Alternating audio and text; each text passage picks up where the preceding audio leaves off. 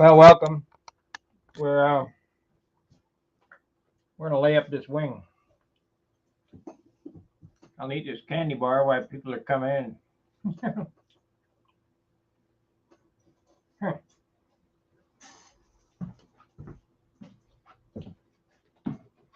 Should have got me a bag of chips.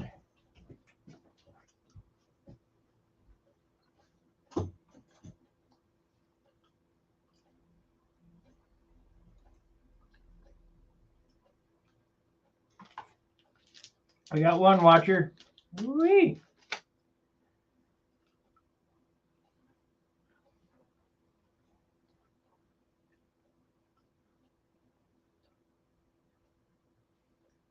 So, let me finish this candy bar and we'll get started.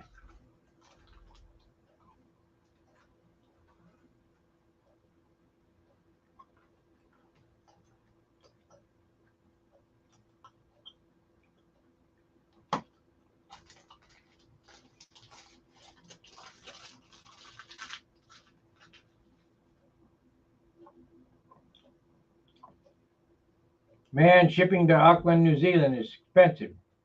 $66.10.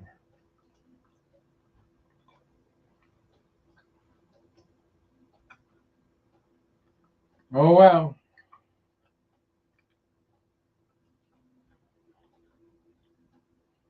We gotta make a buck, I guess.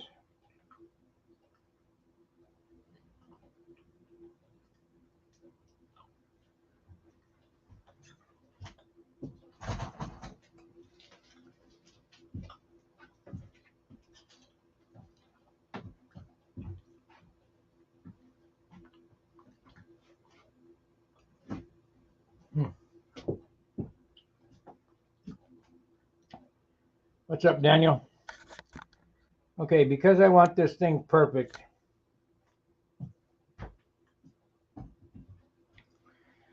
I'm going to draw a center line down the leading and trailing edges and measure from the glass up. Not something I normally do, but it can't hurt.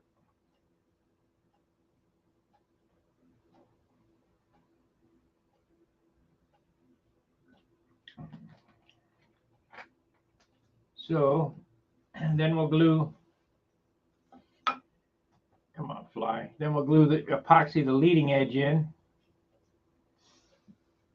Where's my scale?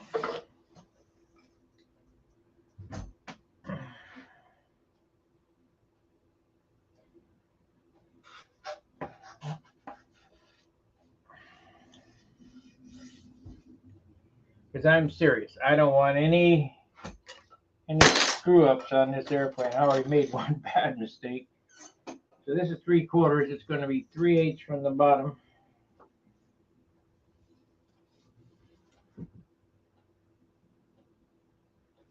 Yep, 3/8 from the bottom.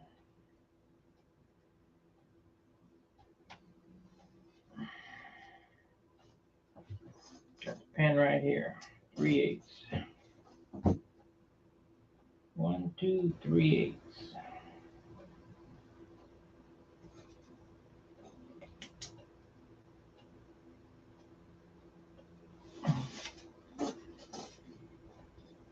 If you pay attention, these airplanes come out so straight. It's just unbelievable.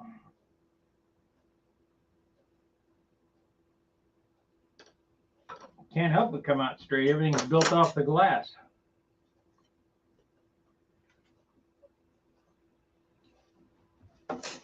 Don't need this anymore. Get rid of that.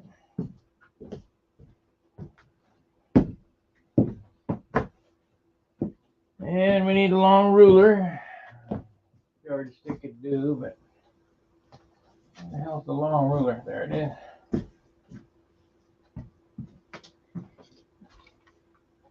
Let me clean up some of this crap over here.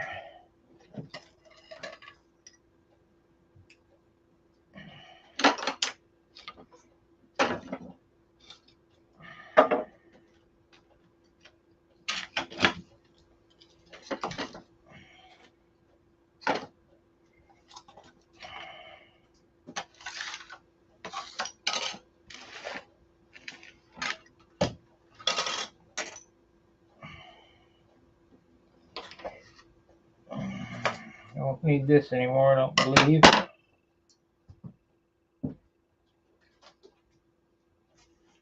We got 5 watchers. You how many of you guys have built one of these before? A beam wing.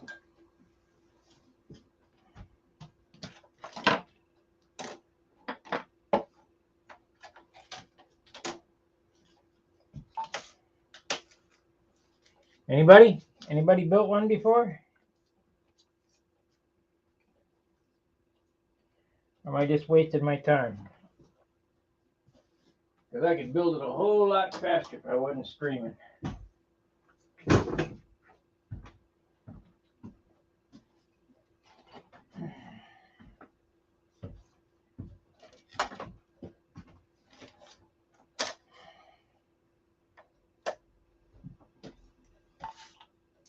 Okay.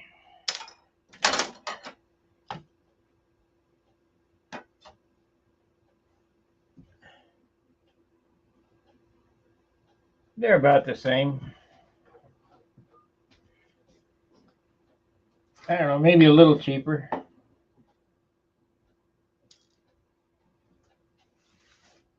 You don't waste as much wood, that's for sure.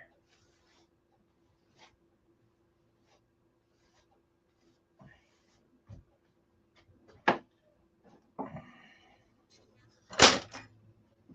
lot of wood wasting and rib cutting.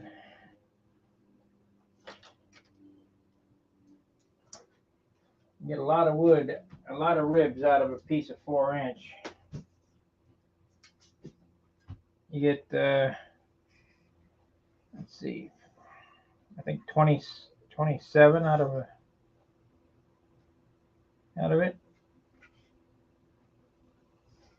I think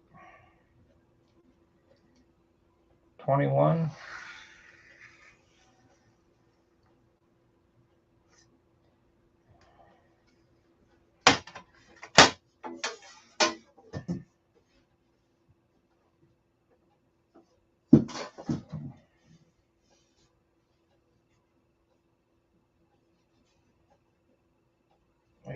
We want to turn that back the other way, or what?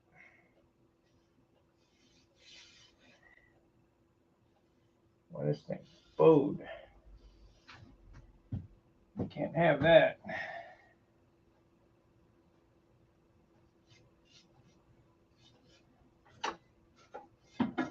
Maybe because it's the wrong piece. There we go.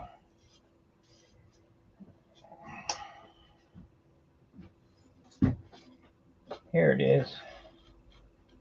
Well, that's the leading edge. No, that leading edge is there. Okay.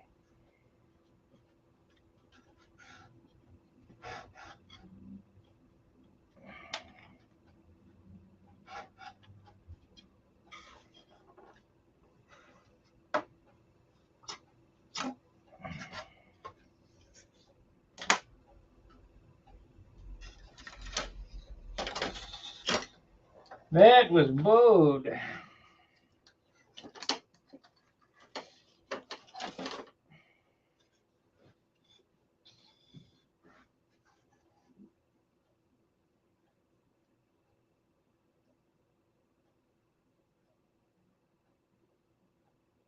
You built one about 10 years ago and have a kit with a beam wing to build if Craig doesn't get it.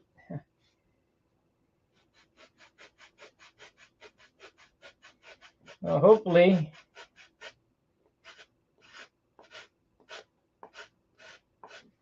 this will help you guys figure how easy it is.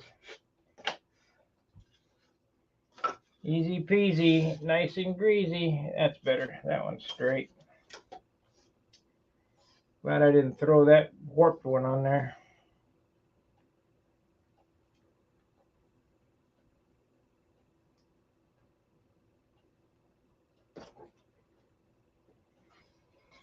Okay.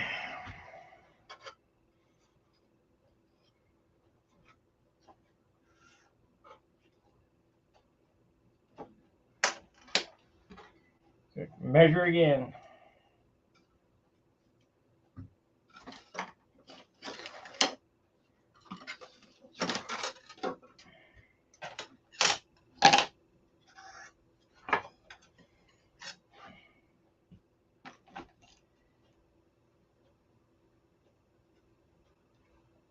1, 2, 1, 2, 3/8 right there.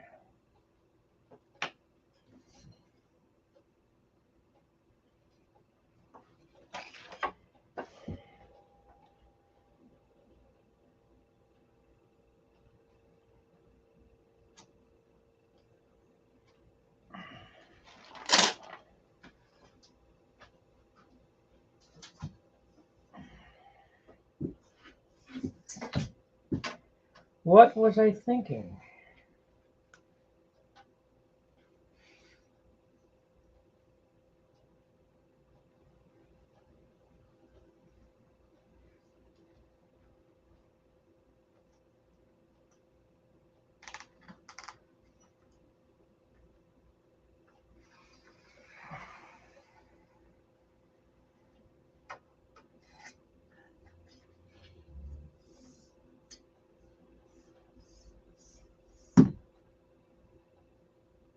No, I cut them from stock.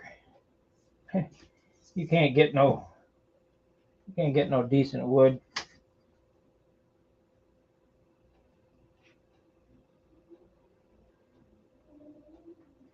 I cut them from a 3.5 pound piece of a 1/2 inch.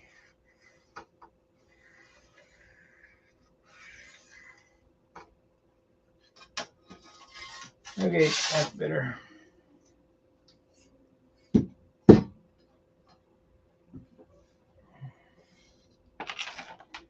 Now we want to cut this right there. We'll cut it 1/4 inch long.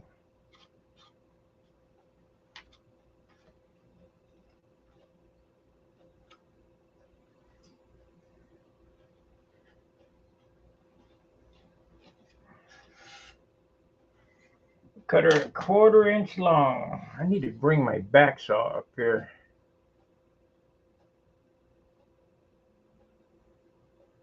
The final shape size. Did you cut the leading edge pieces from stock and then yeah, I just cut them and sanded it. Oh, I got to sand. This one's okay. There's a couple that I still got to sand, but I'm not worried about it because this all gets sanded away anyway. All I care about is that line right there. Is that in the right spot?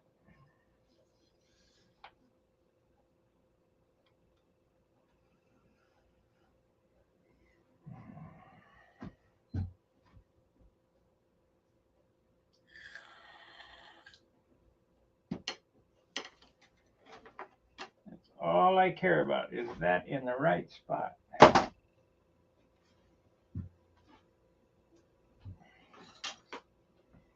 Okay.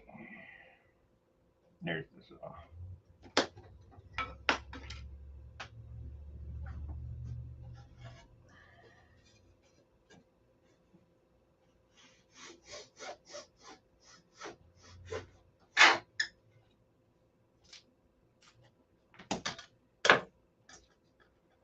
Okay, so let's buzz that on the sanding bar.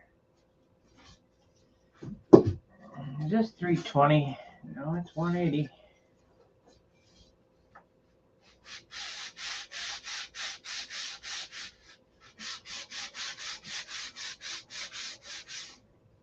Need to get me some of them.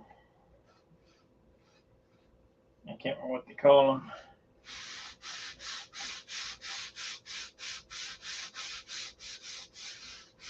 Permagrit sanding blocks.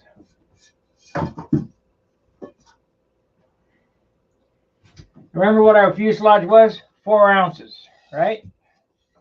Let me show you what a standard fuselage weighs. Let's see, we got a standard fuselage here for an SV11.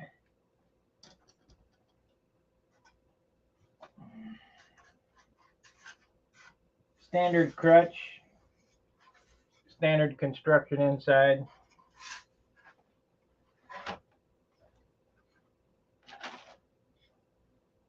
6.5 ounces. Big difference. There's some plywall, that's good. Okay. Let's quit farting around and get this glued up and measured. Okay, we need block that the line is, of course I can't see shit, too shiny.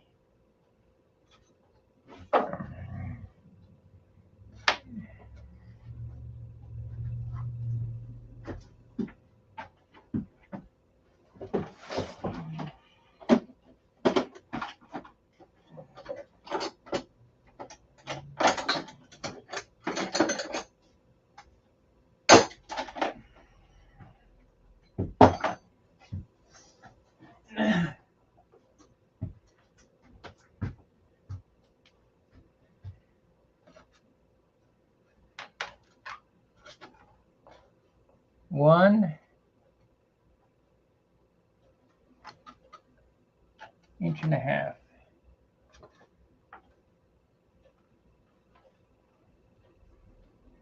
Actually, just under inch and a half. Okay.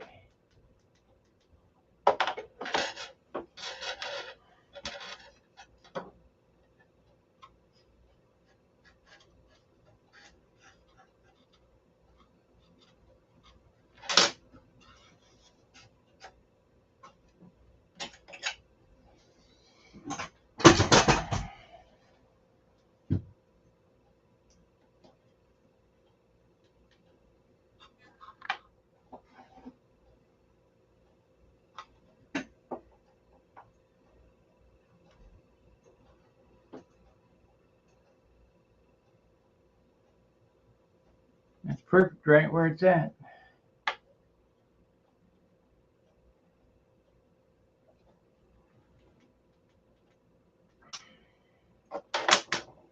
Okay, it's sitting in the right spot, and that's all that counts.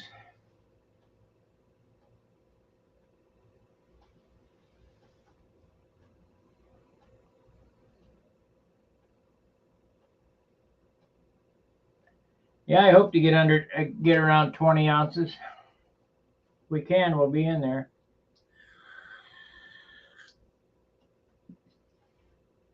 You'll notice that everything I've done, including the beam, is to save a couple of grams. You know, we're not lighting the world on fire with huge weight savings here and there, but it all adds up in the end. Let's see, we got this. Is it dry yet? Yeah.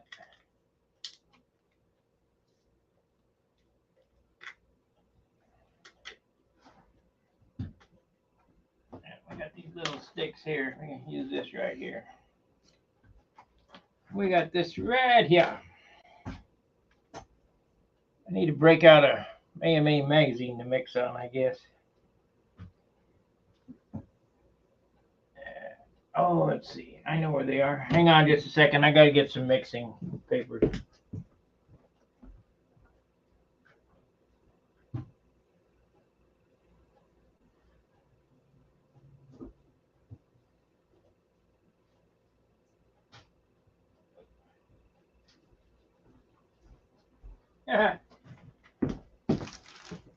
These are all AMA magazines.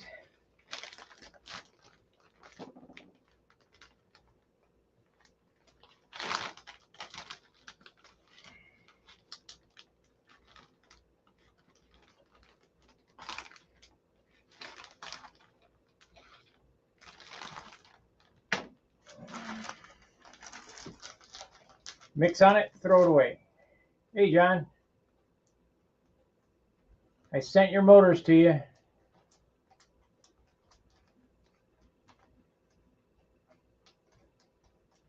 Read your messages on Stunhanger.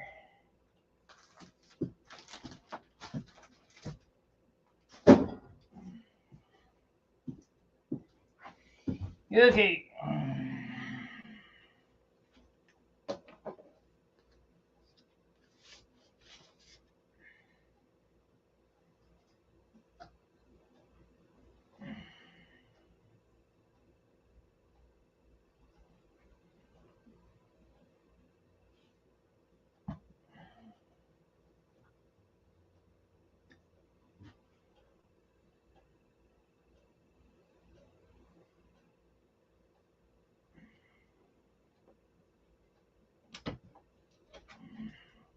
shit, I was gonna mix on that paper there. Oh well.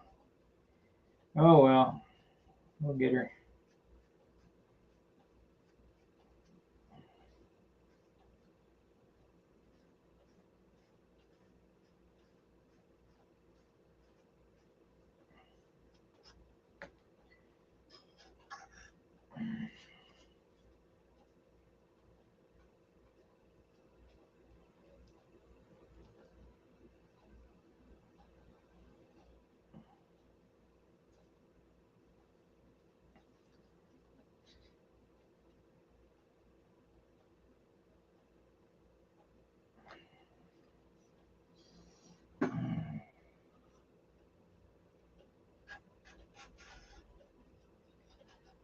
Get in there.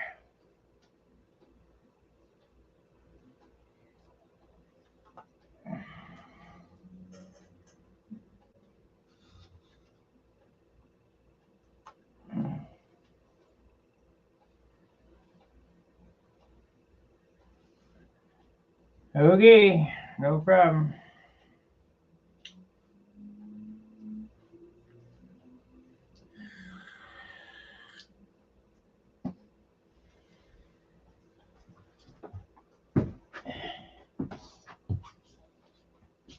I'll show you the recipe right here and block out your address. That doesn't have your address on it anyway. Oh, 6640. Thought it was 10, but it don't matter. Whatever it is, it is. What are you gonna do? You know, you can't beat them.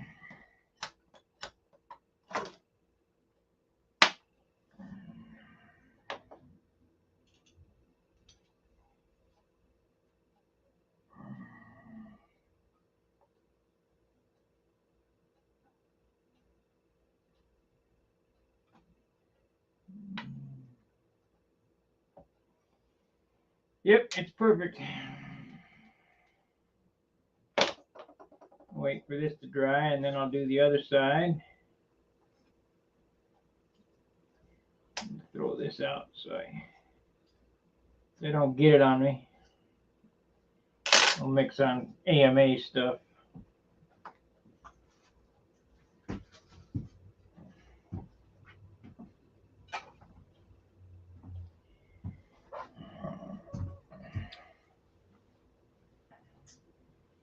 So we got 1.5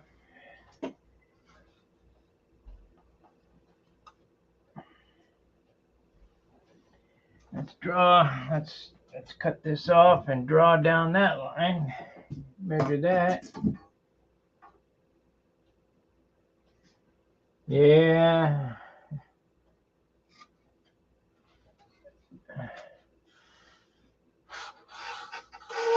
I suppose.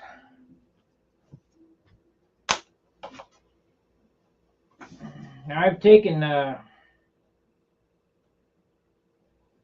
when I had that 7-ounce measurement, I've taken wood off. You know, here's a foot of wood right here. So I've taken 2 feet off already.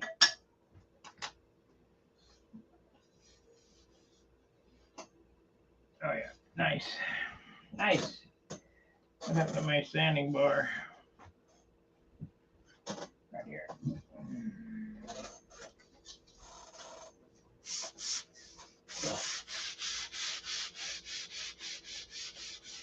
Let's see, is that thing zoomed in? Yeah, it is.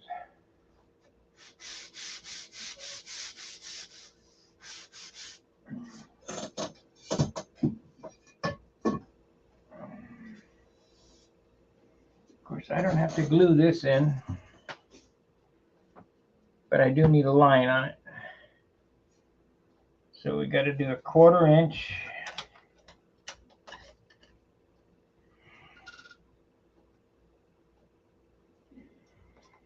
But I do need a line, 1/4 inch.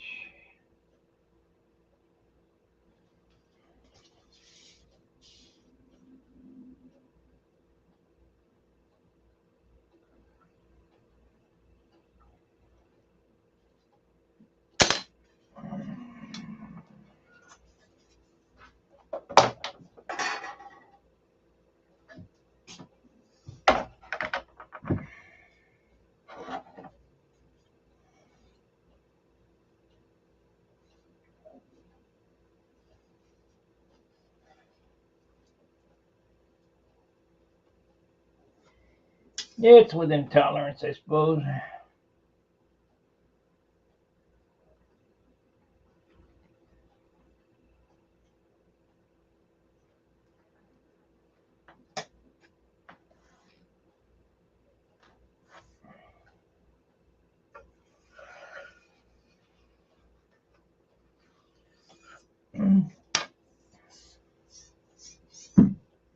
Okay.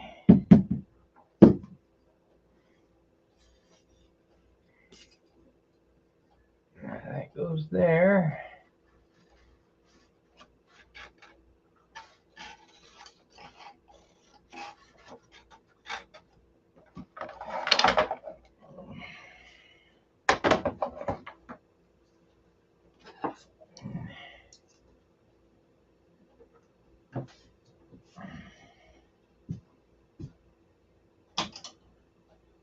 Okay, that's a paper scissors.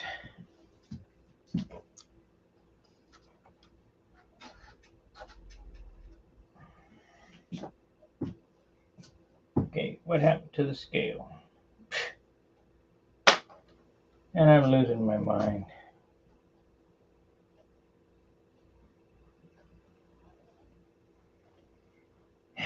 There it is.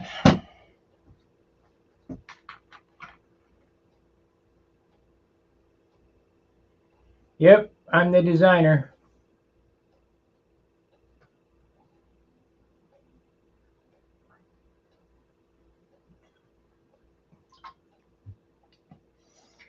There's been about, I don't know, 8 or 10 variations. And I've flown them everywhere from FP40 to PA65, different configurations. I've flown them non-piped and piped.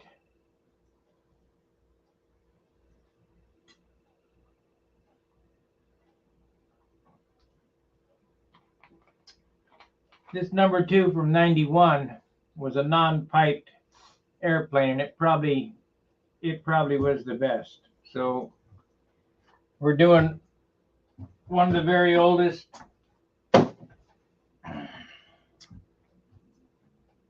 non-piped airplanes. Okay, I gotta go around the other side, make sure it's 1.5 inches.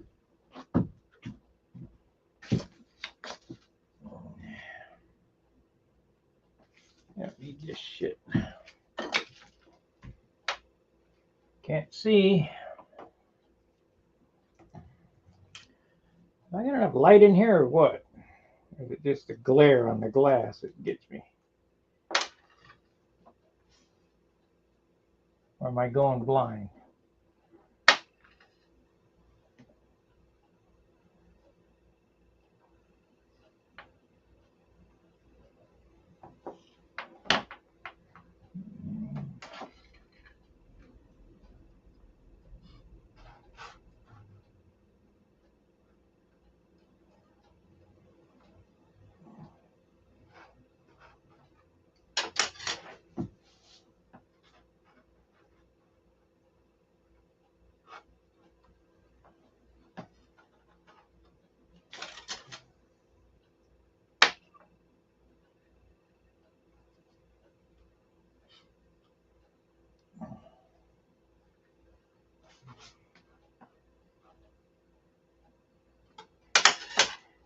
Can't read these little marks, it's so shiny. So we're going to do something different.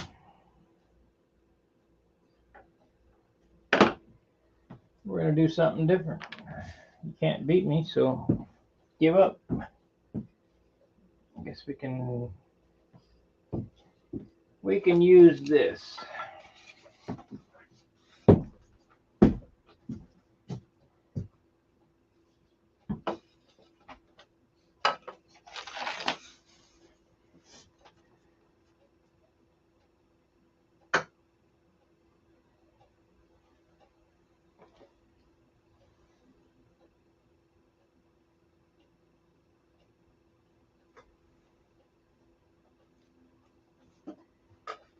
We can use this.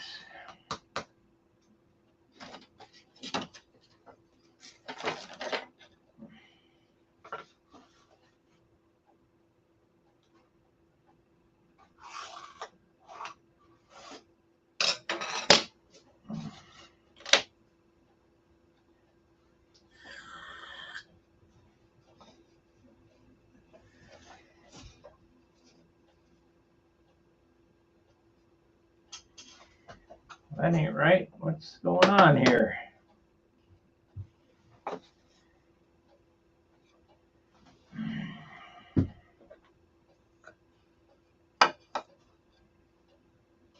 Is this square?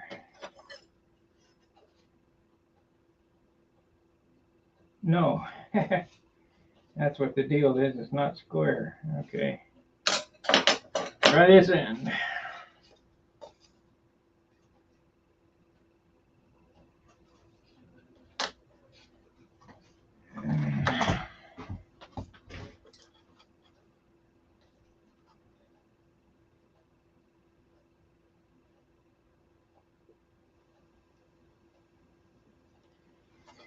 Okay. Try that.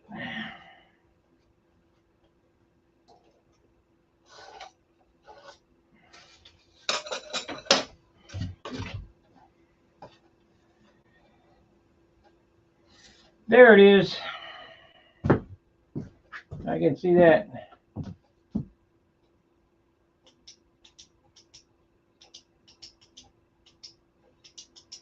Yeah, well, let me tell you something. This thing's rigid when it's finished. It's pretty flimsy when it doesn't have covering on it, but it's pretty rigid when it's done.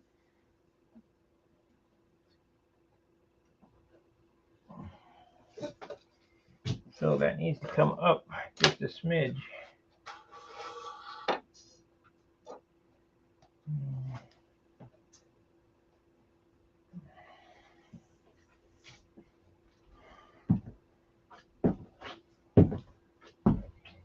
It's off a pencil line. We'll get that fixed here in a second. What happened? There we go.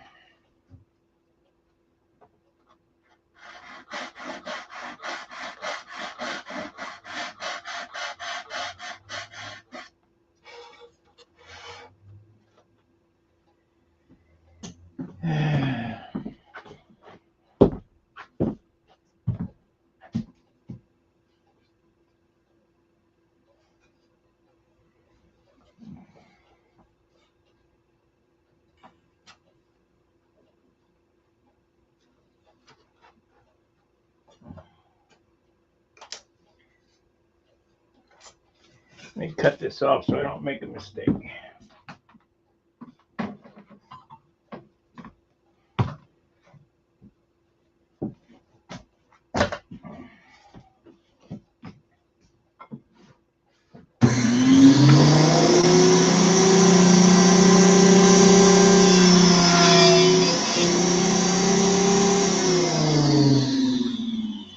I've already made one major mistake in this. I don't make another one.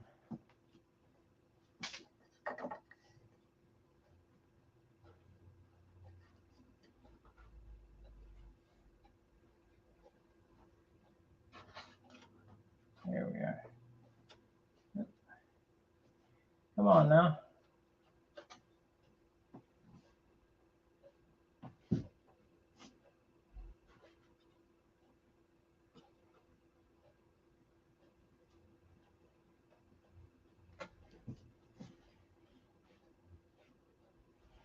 There it is.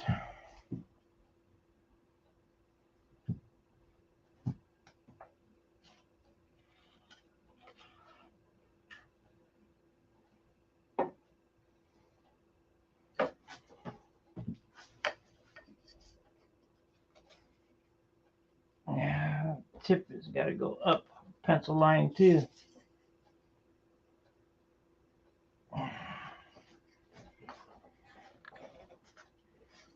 Yeah, tip has got to go up a pencil line.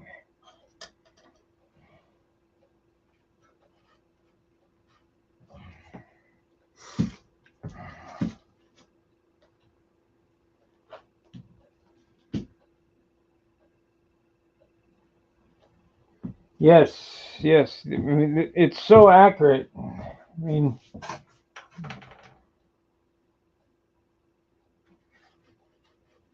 me sand it. And you know, it can't help but be perfect. If the glass is straight, the wing's going to be super straight.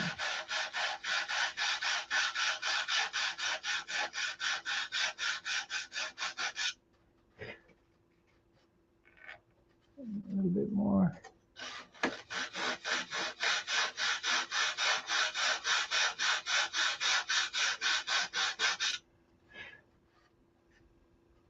There it is.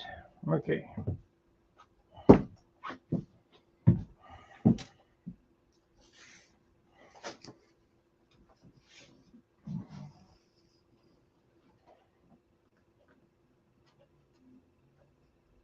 Yeah, goes to the top.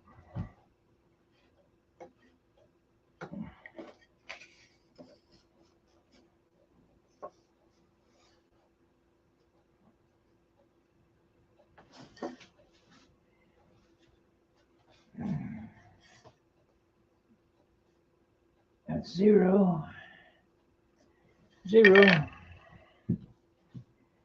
So nail it.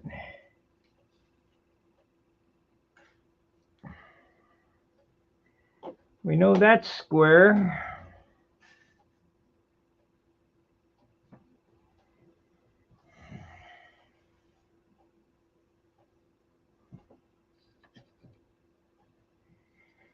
Okay.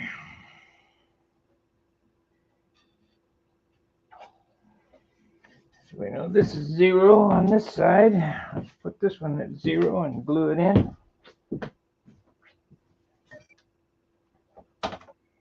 We won't need the scale. I know what shit weighs. I just weigh stuff for you guys so that first you believe me and second you see how much lighter everything is doing it this way.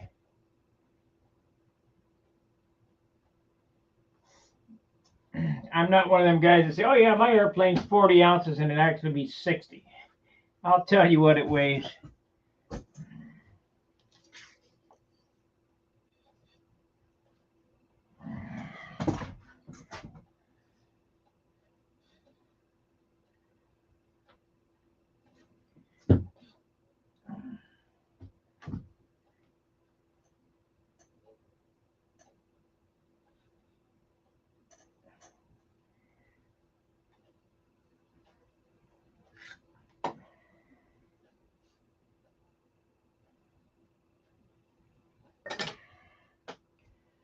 There's our outboard wing platform right there.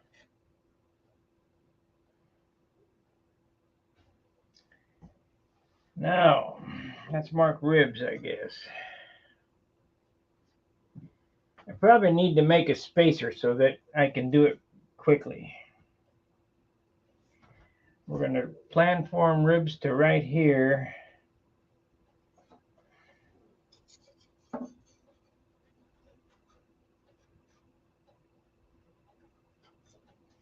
And let's lay this one and see how it works.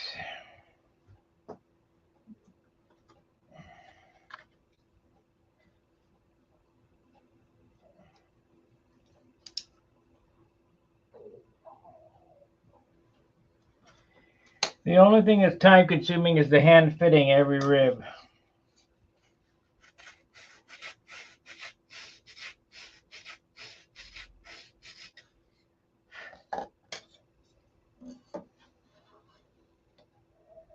Perfect.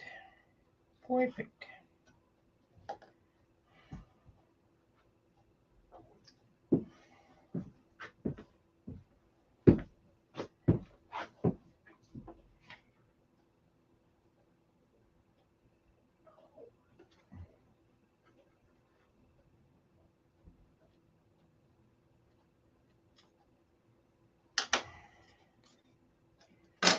Cut it on the big side and sand it to fit.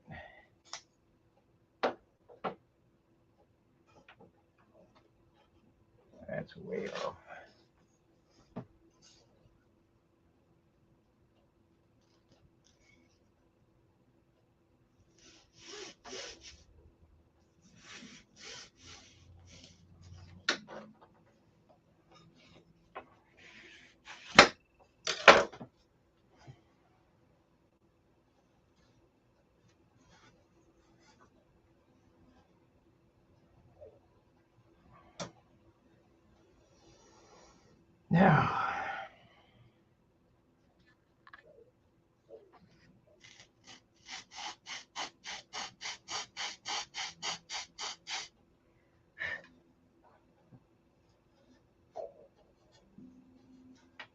Okay, that's the right angle. We just need to sand this back a little bit.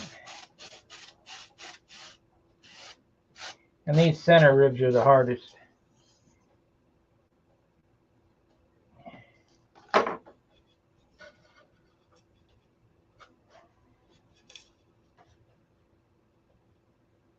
Almost. We're almost there.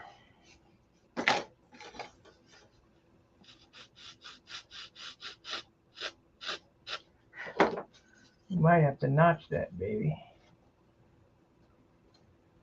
Yep, gonna have to notch it.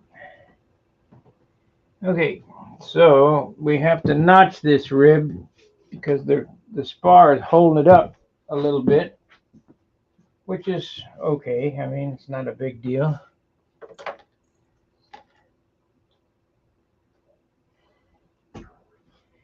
Don't have to. I designed this so you didn't have to.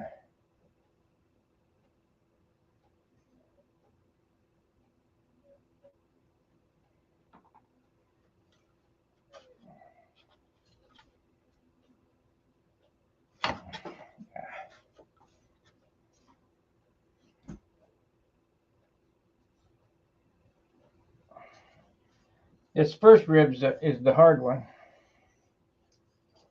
which is not really hard. We'll get it. What happened to my little square?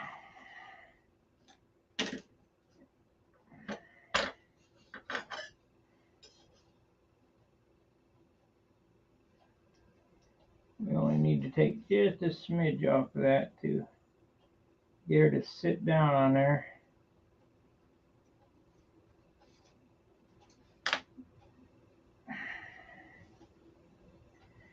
Now I'm getting aggravated. I can't never find anything. Put that notcher over there.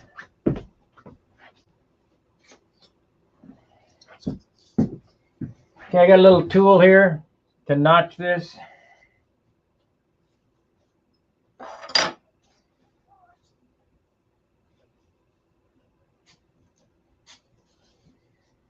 I need my little square. I don't see it sitting here anywhere. Damn.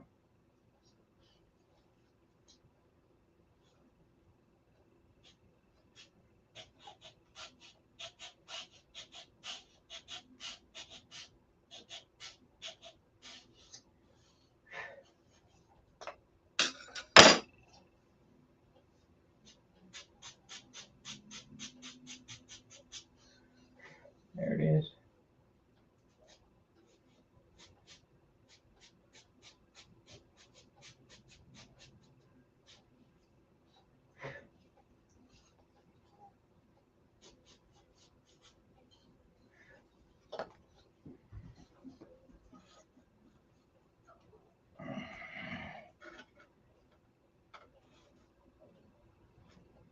A little more.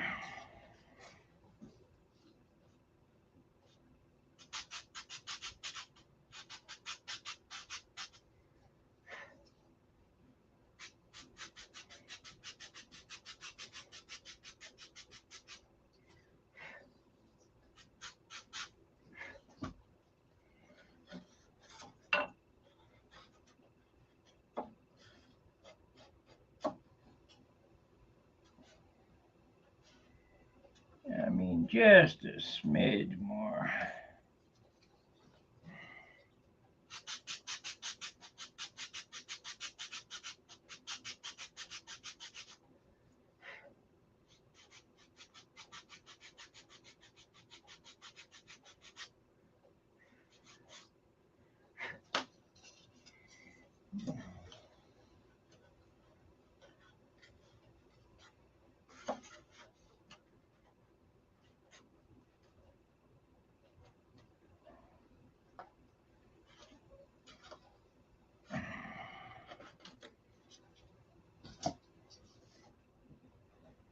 You want it just a little bit proud of the leading and trailing edges so you can sand it into it.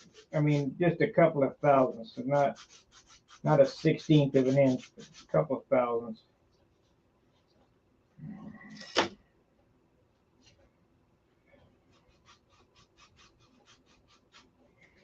And the other ribs, these are the only ones that I really notch. I will bevel the spar to accept it, but this is the rib that locks it all together. So you want everything kind of keyed.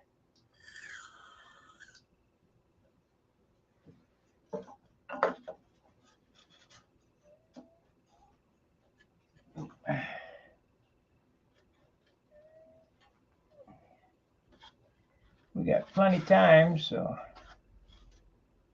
that's it right there.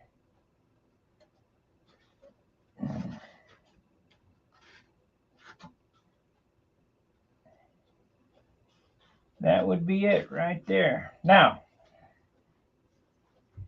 let's see here. Maybe just a little bit more in the front.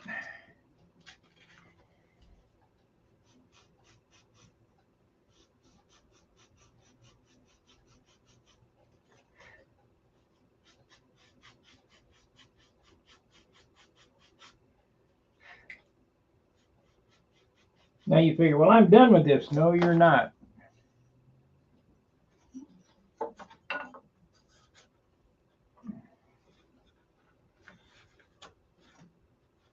In order to build light airplanes, you got to leave stuff off. So that's it right there. Okay, flush and flush. Perfect. Okay. Now, when I say you're not done, you're not done. So this is a 3/8. We needed a quarter. Cut that right there.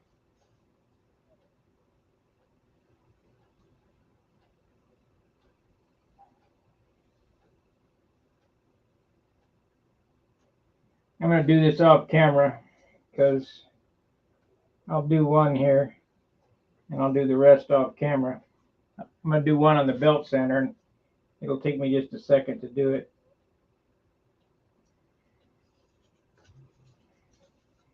I want to get a weight for you and show you the difference.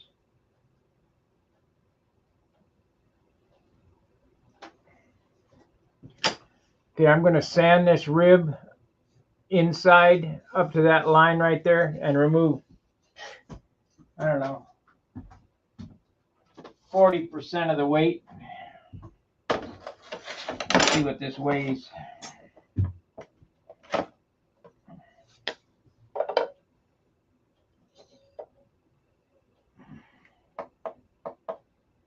Six grams is what it weighs now. Give me a second, and we'll see if we can't get it down to 2, or at least 3.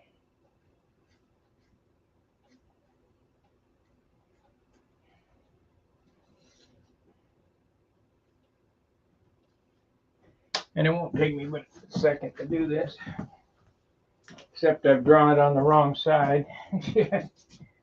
Oh well.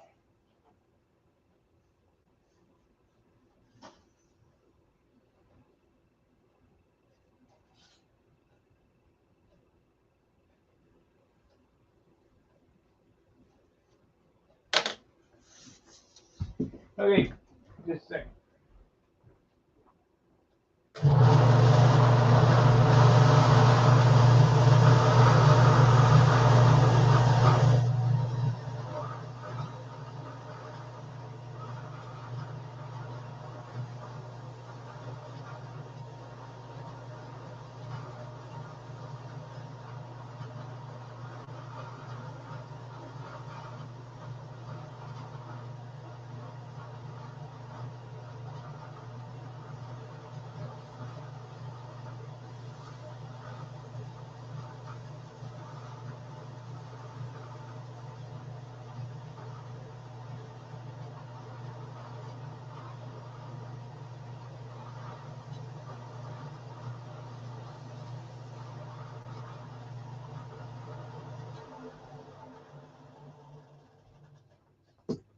I probably could get a little more out of this, but we're not going to worry about it. Let's see what it dropped down to. Was 6, now 4. Well, let's buzz it a little bit with a stick here.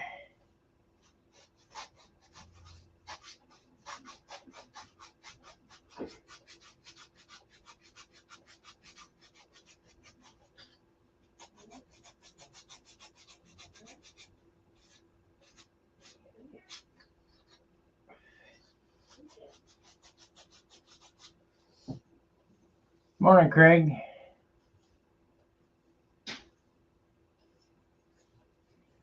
Except it's not morning here, it's about nighttime.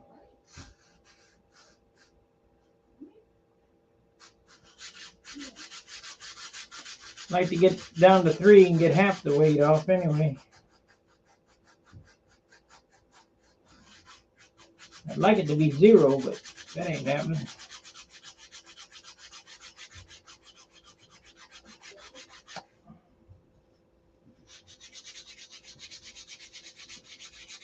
You know, you could drive yourself crazy making everything light.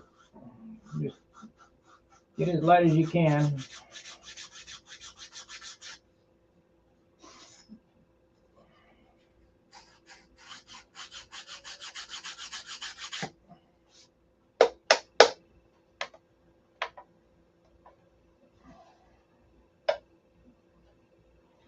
It's at 3 now. It might be at 2.5 because I've seen it click 2.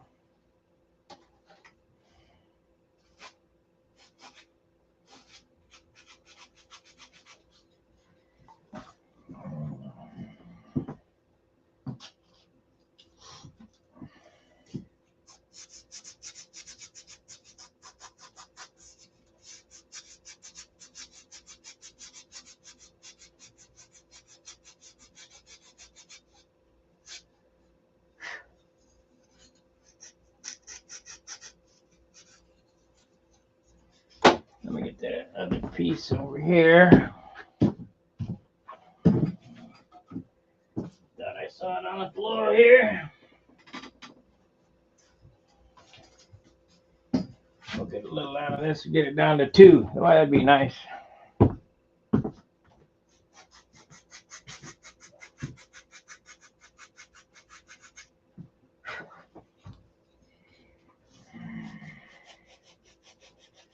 Got plenty of time, so I want this airplane sweet.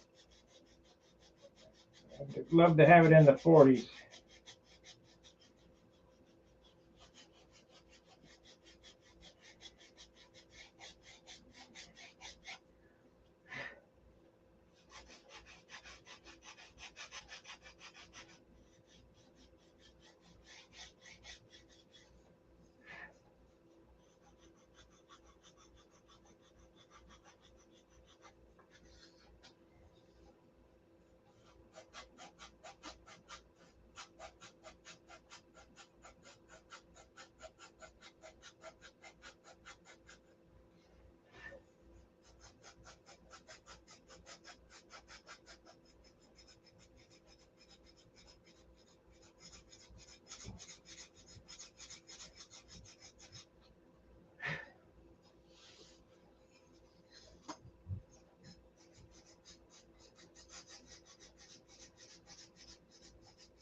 Okay, this is what locks the beam in and locates everything.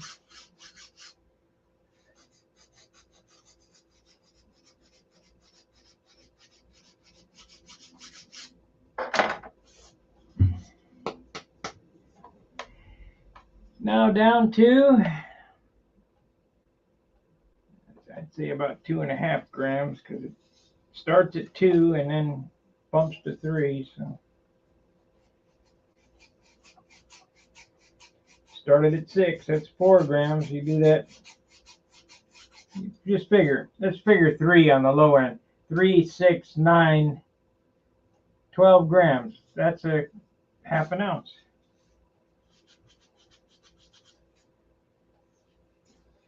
Almost a half ounce.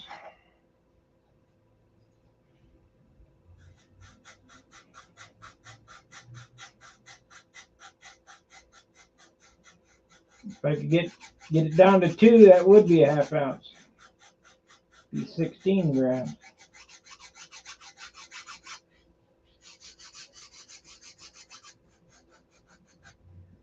Remember, we're not building these to crash.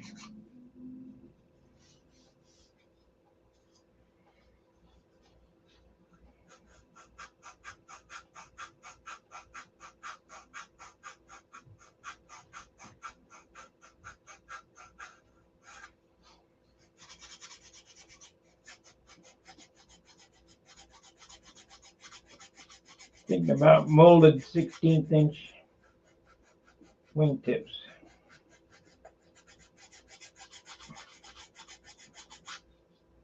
The original was done with solid wingtips, but I don't have any good solid wood anymore.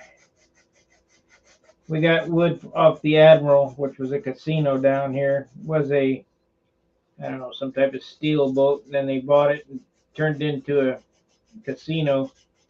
And when they decommissioned it or put it as a dock as a casino, they took all the balsa wood out of it. And Dan McAtee bought up all the block wood and had it cut up.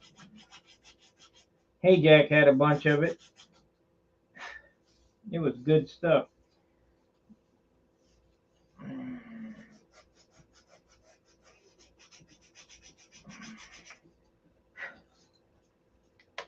Hope I'm not boring you, but I got to do it the right way. God, it's so close.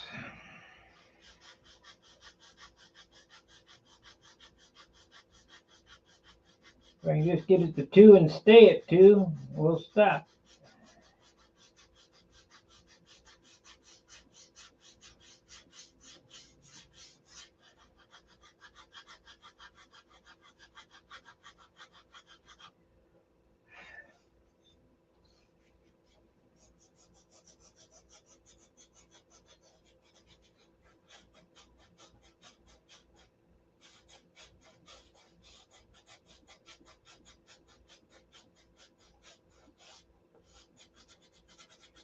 Yeah, there's no way I could do a set of plans to have all the tricks put in a set of plans. So with the plans, gonna have to go a DVD or whatever. Show you. I mean, you can watch this and spend hours, but I'll do a DVD and some of the highlights of what makes it light. How to get that spar straight.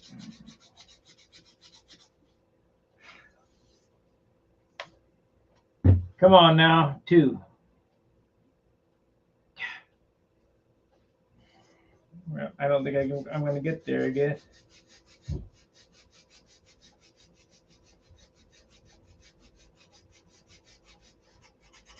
I don't want to cooperate.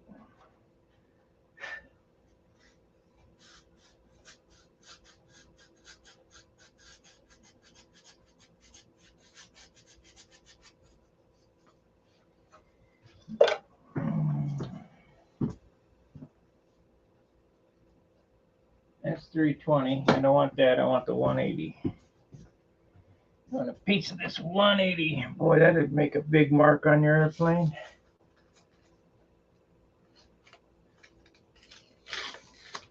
Yep, I do it all the time. But I'm going to make a molded wingtip in 2 halves.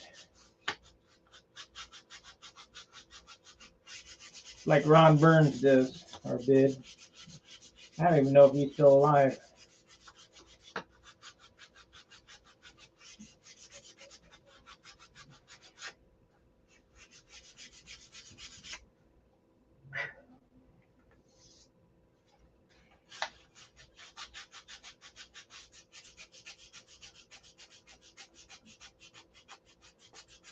No, we're going to let it go at that. Here's what it looks like.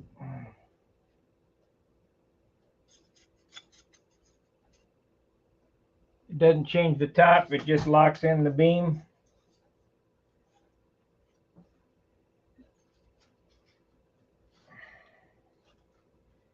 We'll epoxy it to the beam and white glue it to the fuselage.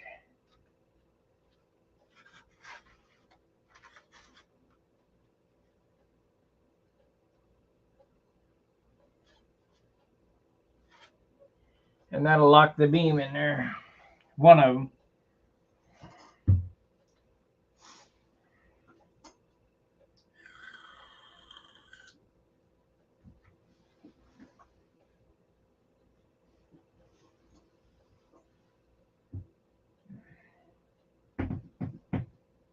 What do you think?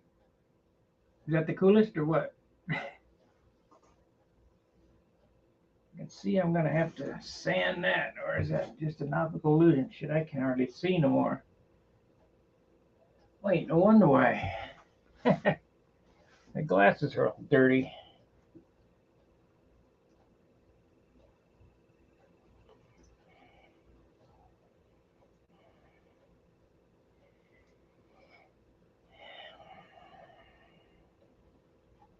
Hey, I can half-ass see. All right, let's get AMA magazine. Let's see how to SIG manufacturing. Mix some epoxy on that. These are real good because the pages are slick. So we need the white glue, which I'm going to have to go out in the garage and fill this bottle up again. I got a gallon of white glue in the garage.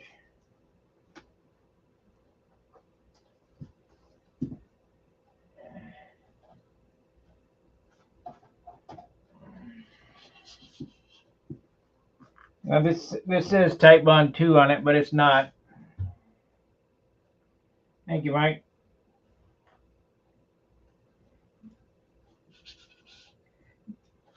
You could even white glue this on there. It wouldn't matter.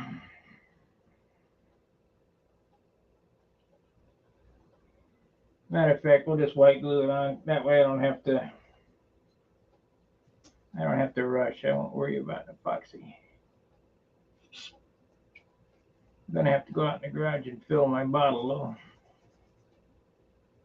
There it comes.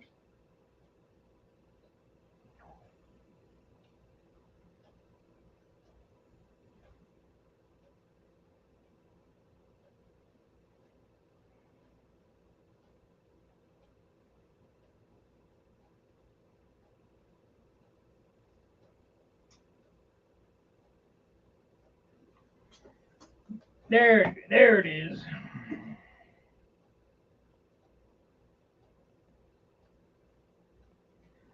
White glue is lighter than epoxy anyway because the water evaporates out of it.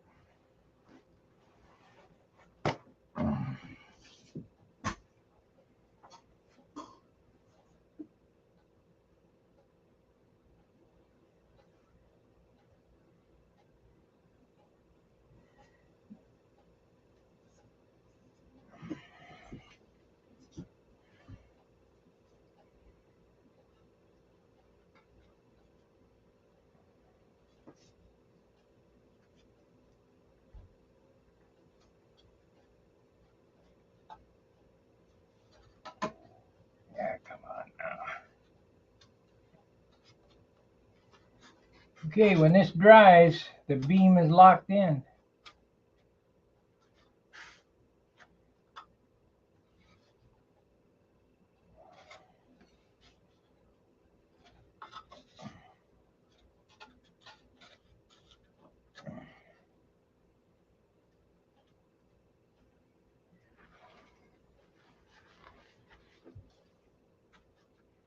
Get a clamp on that. This is a crappy clamp. I don't know why I still got them.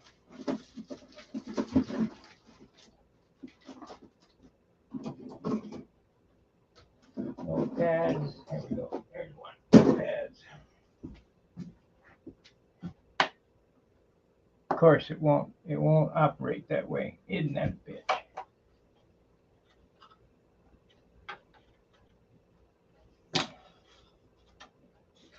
Maybe I should have used epoxy on that center. I guess so. We'll get some epoxy on there instead in the center. Seeing that I can't clamp it.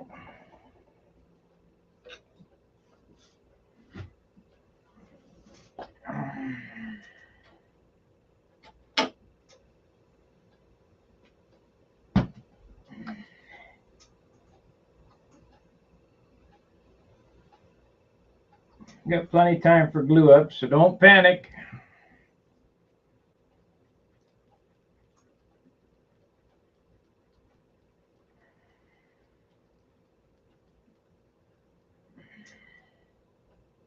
Oh, there it is. There it is.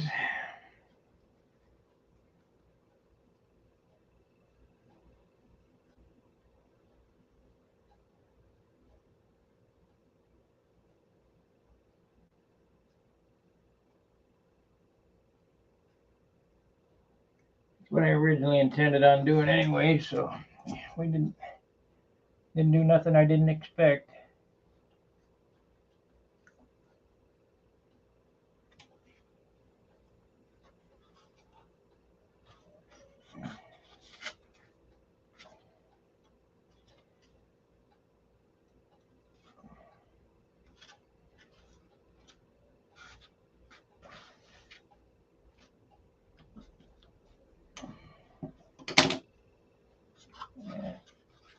I just hold it. The human clamp will hold it till dry. It's only going to be a couple of minutes.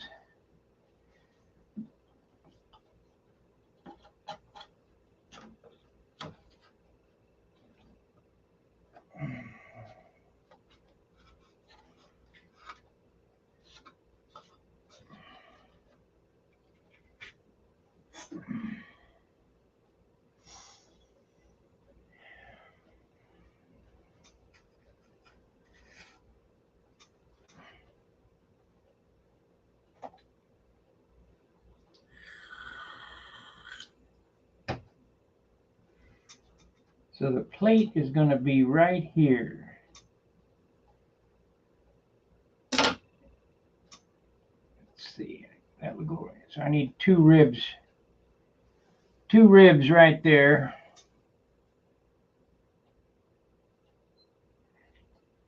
And then it'll skip 3, 2, and then skip 3, and then continue out to the end. And we'll put the landing gear plate in it. Now, here again, I've dreamt this up and done it a million times. So people say that it won't work or whatever, don't believe them. What I do on a beam wing for landing gear with a clip is I put in a plywood floor and I glue it to the bottom of this cap strip and angle it to the center of the leading edge. So it's a plate in there. It's a light ply plate. Then I build my landing gear plate and glue that to it, and I glue the maple, that the tang for the gear into the back of the spar. So you got a 3/8 by half piece of motor mount glued to the spar that the tang goes in, and that clears the lead outs because it's at an angle in there.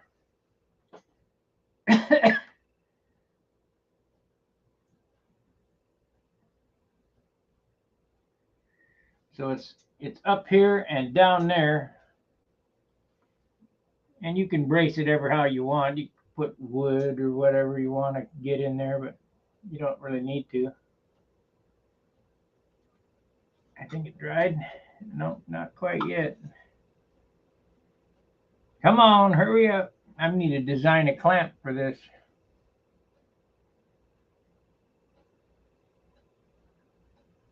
Yep, you mold it in 2 halves. I got a Rockler steam generator. I've been meaning to build a box for. I'll go get get 4 fence pickets. I'll build a steam box for it so I can get 16th-inch balsa like a noodle. Then mold it in 2 halves.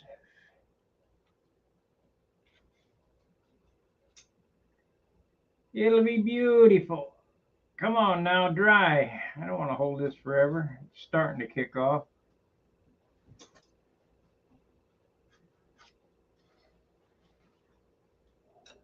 Shit, I think the white glue is going to dry before the epoxy.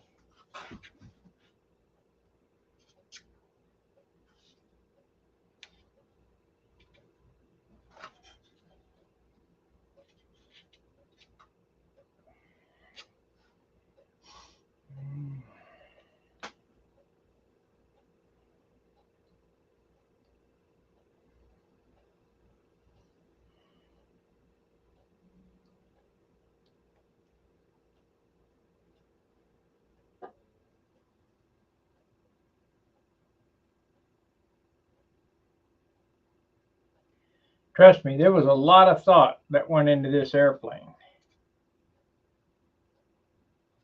And it's just now coming back to me what all the numbers and why we did what.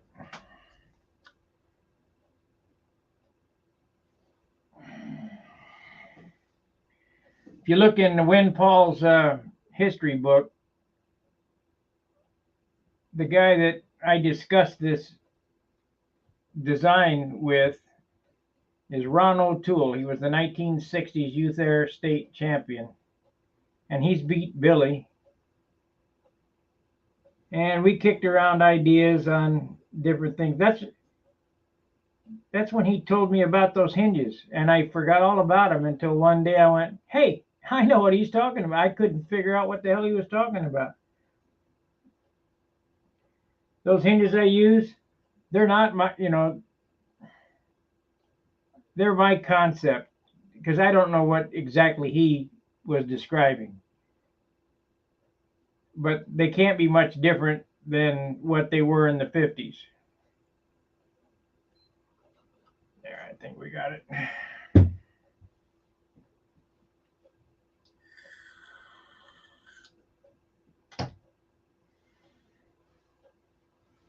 Can't be much different. So if you look on the tips, I don't know if you can see on the tips here, the ribs are drawn in. How you cut it loose from the bench is you cut along that line, and the rib is the wing is 0. The wing plane is 0.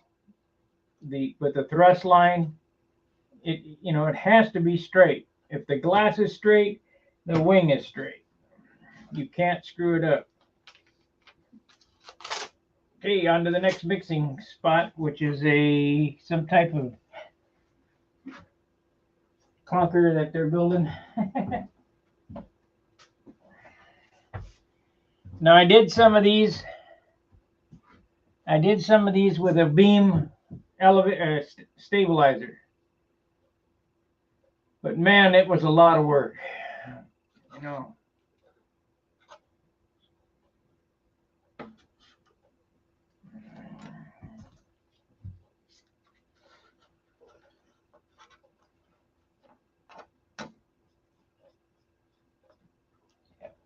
Yeah, it's dry enough now as it is. It's not going nowhere. Okay.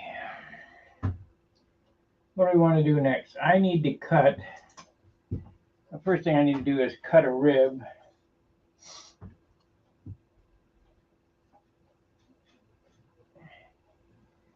Cut a rib.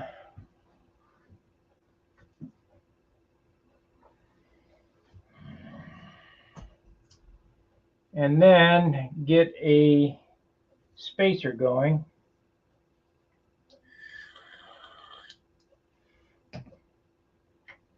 Now this first rib won't be square with this rib here. Otherwise you end up, by the time you're out there, all the ribs are leaning in. They're square from the tip.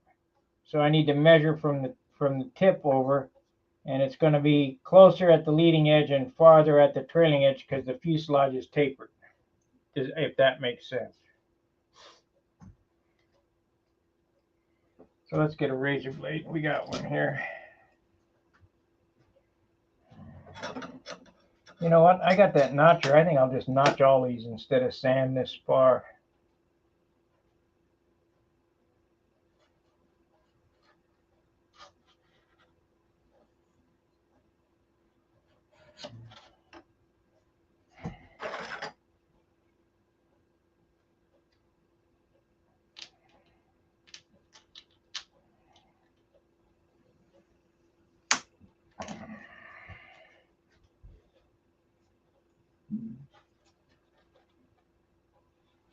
Yeah. Pretty damn close, so.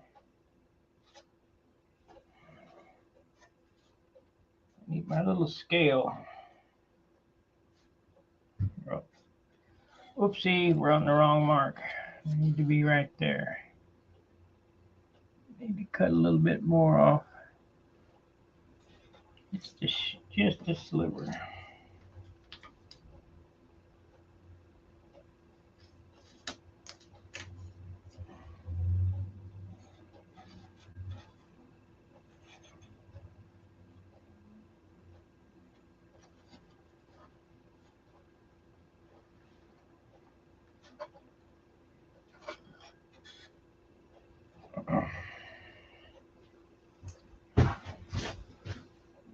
Yeah, I don't even think I need to do that. I'll have to get another one in to see.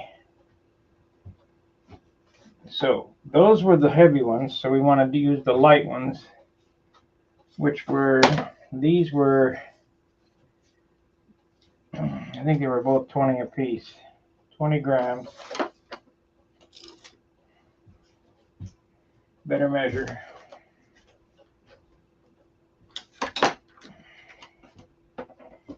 We could use the heavies, I guess, on there.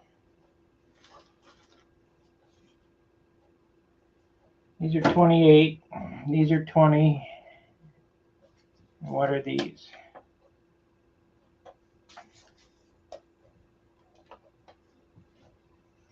20, 22. Okay, we want to use these. So we need 1, 2, 3, 4, 5, 6, 7, 8, 9, 10, 12, 13, 14, 15, 16, 17, 34. So all of these plus 4.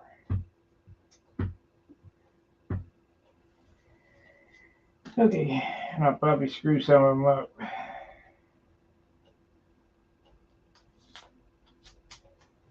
All of these plus 4. So 15 for each side.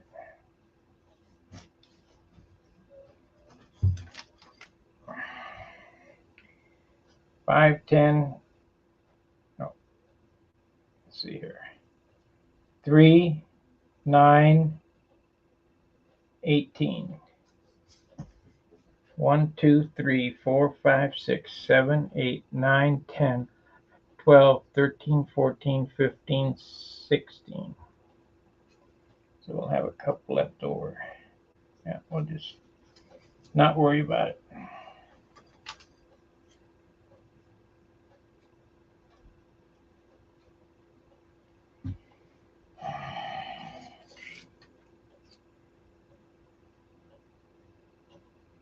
Oh yeah, I'm going to show everything. The notcher is just a little sanding bar like that. It's no big deal.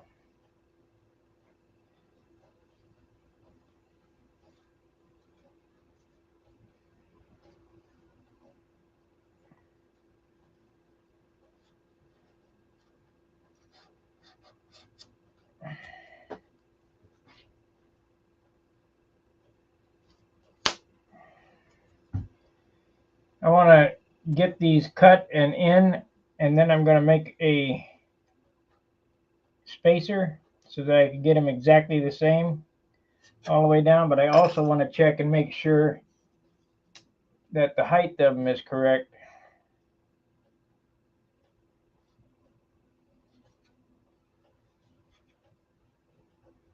But I did lay it out and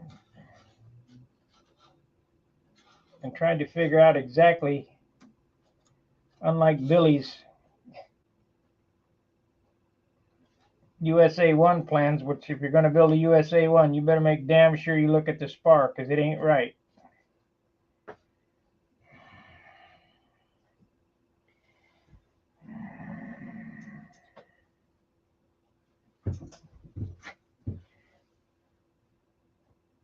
Man, it's so close. It is close. Where's my little scale?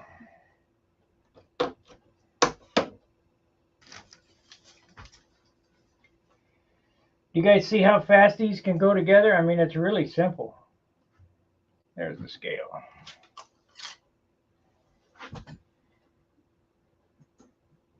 Okay, they are a little bit proud, just slightly. So I will notch the rib.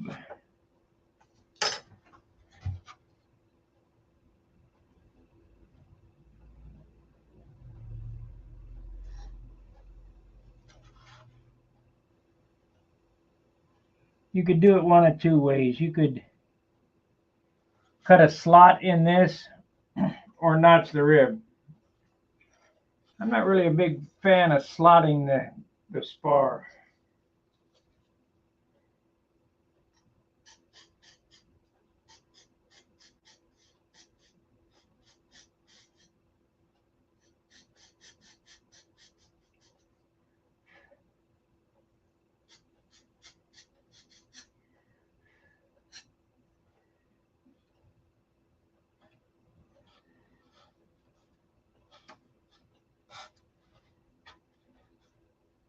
Oh yeah, much better.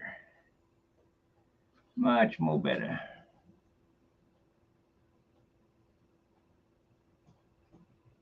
No. It's 1.25 inches. I don't know. Is my ruler 1.25 inches? I don't remember.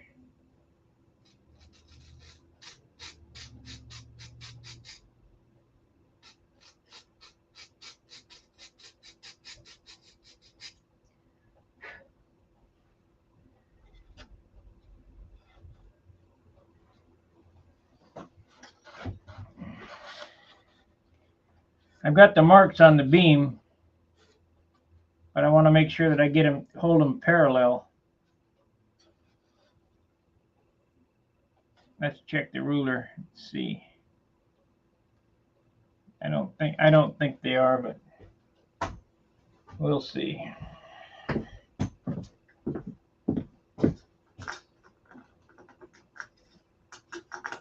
Come on, get up there. It'd be nice if it was.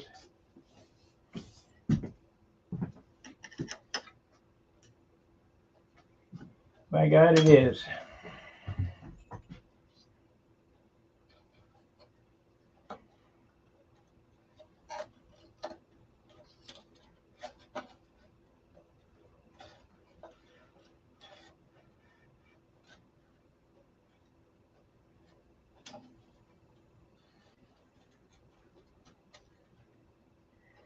But it was 1.25 inches to the center. So I'm going to have to make a, it was 1.25 inches to the center. If I do this, it'll continue to grow. So I need to cut this off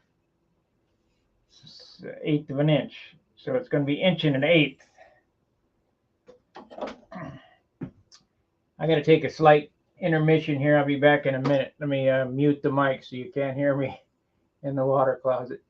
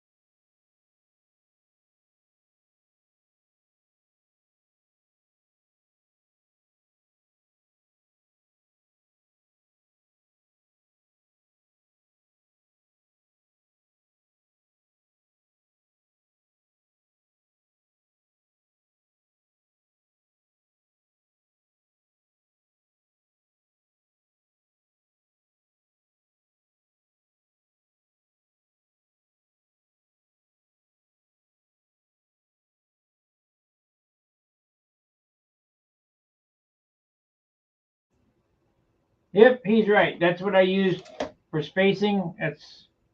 I remember that's what the spacing on the originals were, 1.25 inches.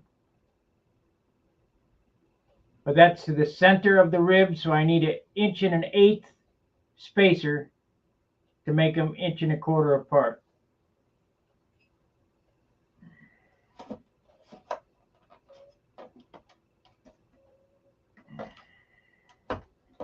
Is that right? Yeah, sounds right.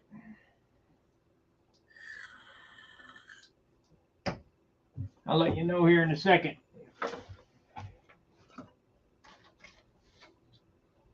Hopefully this is it. I doubt it, but we'll see. Nope, that's only 7/8. We're gonna have to cut us one.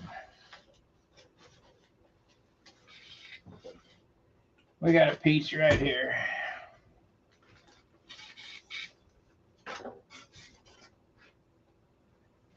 Yeah.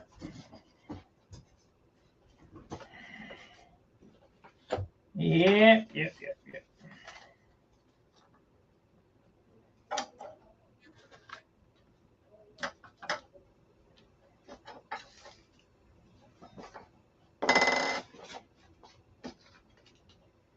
Why do I never have enough room?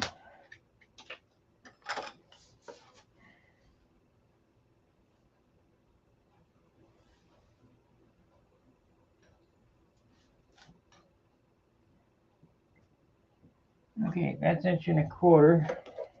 Where's the X-Acto knife? It's over there.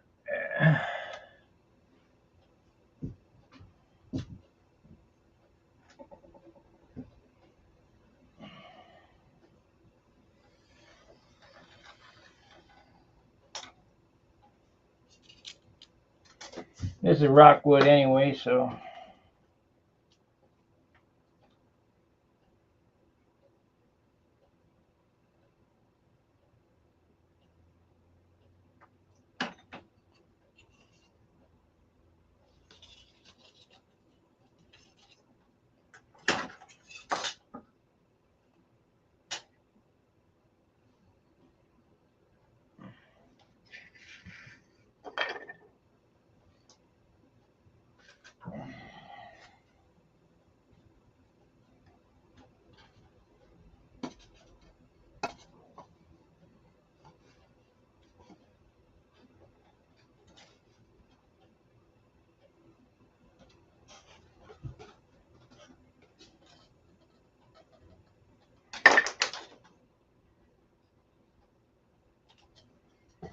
Rockwood, rockwood.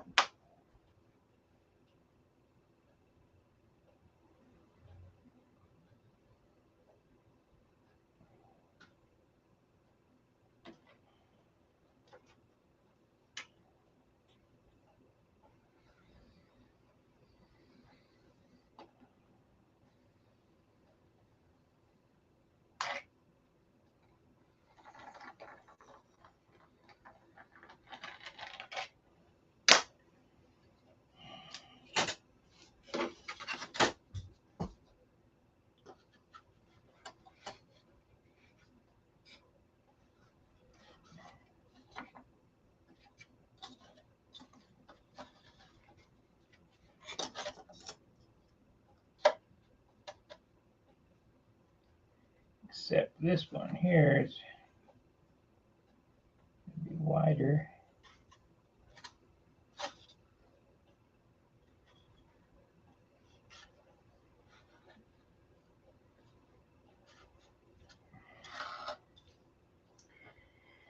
I guess I better work from the tip. We know that's square.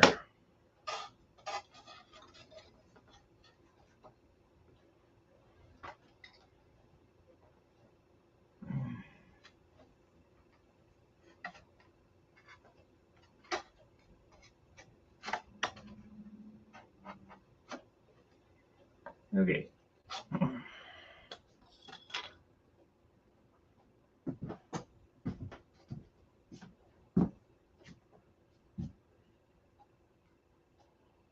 Start from the tip. Start from the tip because we know it's square. That's square to the glass. That's square with the framing square or with the drafting square.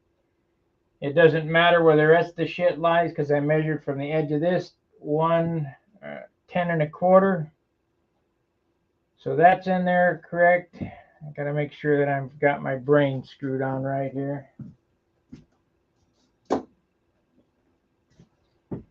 I don't want to make a mistake. Yeah, if I'd have used that ruler to space them out, by the time I got to the other side, it'd be out of out of whack. You got to take a 1/16 off of each side to make them come out 1.25 inches, so 1 1/8 inches.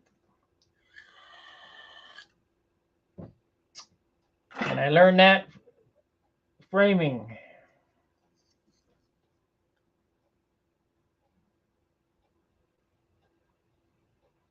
We'll get them all cut and then I'll notch them all.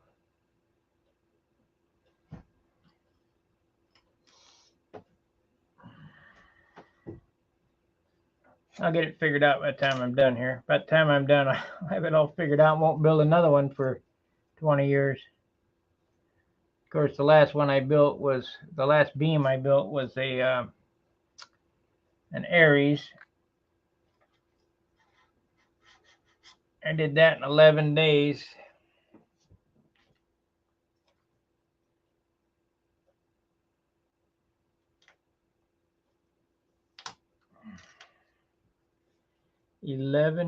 So that's on the center. That's on the center. It doesn't need anything. That's good.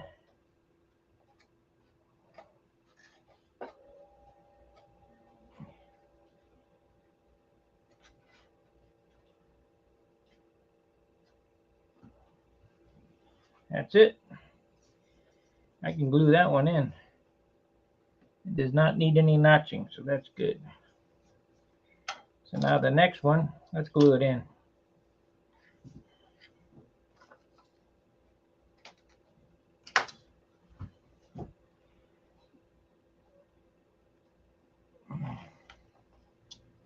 Sits on the beam.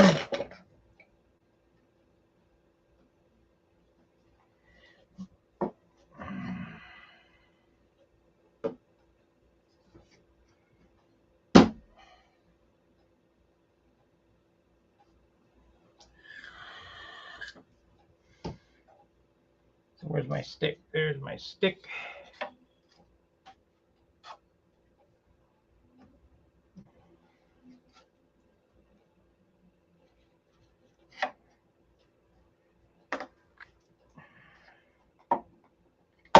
Come on.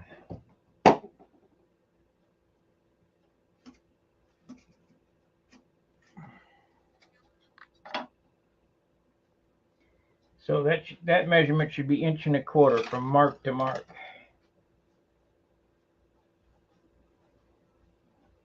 Exactly correct. We're in there. We're in like Flynn. It'll go fast now. Now that I got it figured out. Let me mark the spacer. Rib spacer.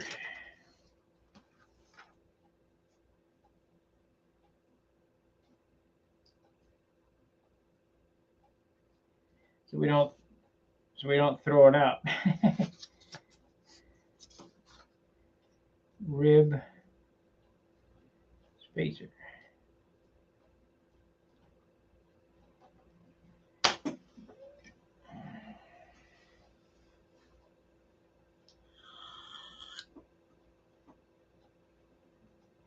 Why don't you make a little high?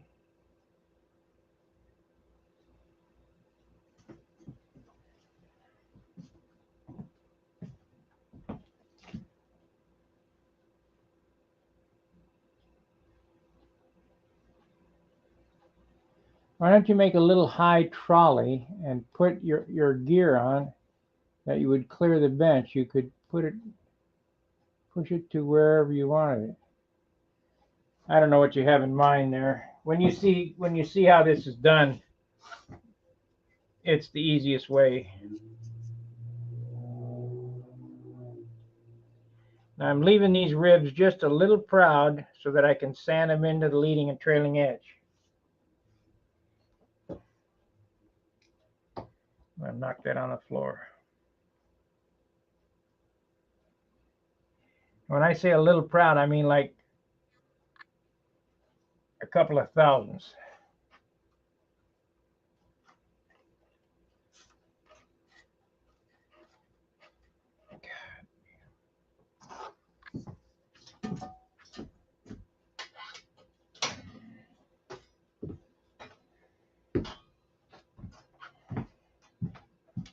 Come on this side. We're going to be cutting on this side, so we might as well be on this side.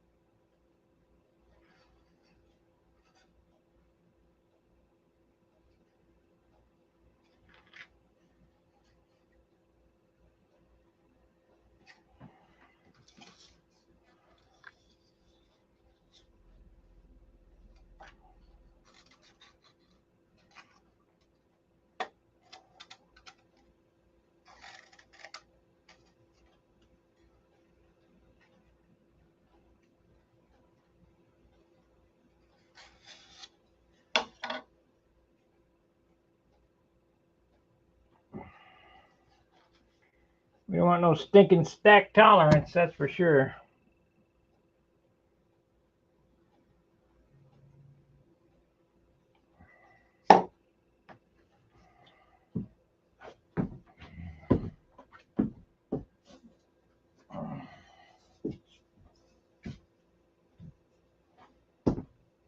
So we got an hour and a half in, and we'll get this.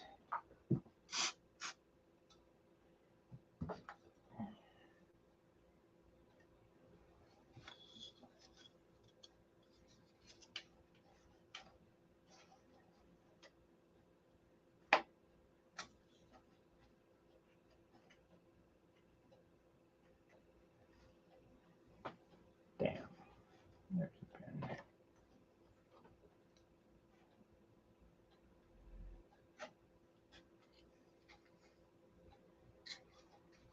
I mean, I probably could just do it.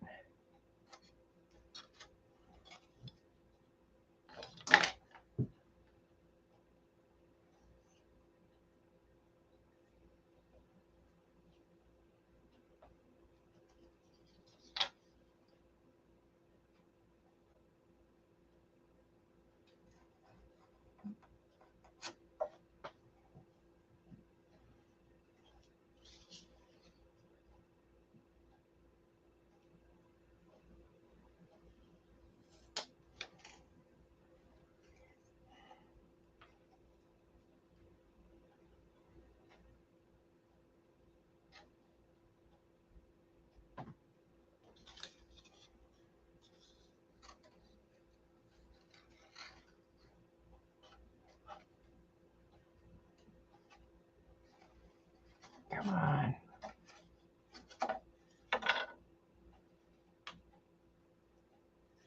I'm just going to use it to mark them. Mark it and center it.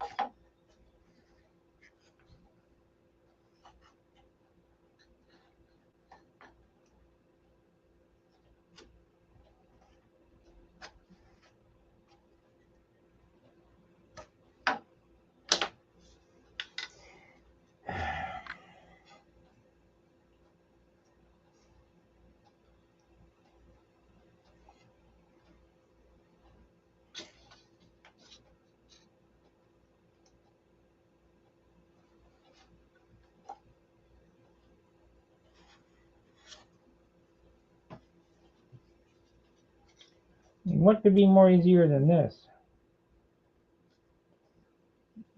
The thing is, with a beam wing is, everybody thought it was voodoo, you know, that there was some big mystery on how to do it. That secret I showed you about building a spar the way I do will save you a bunch of weight.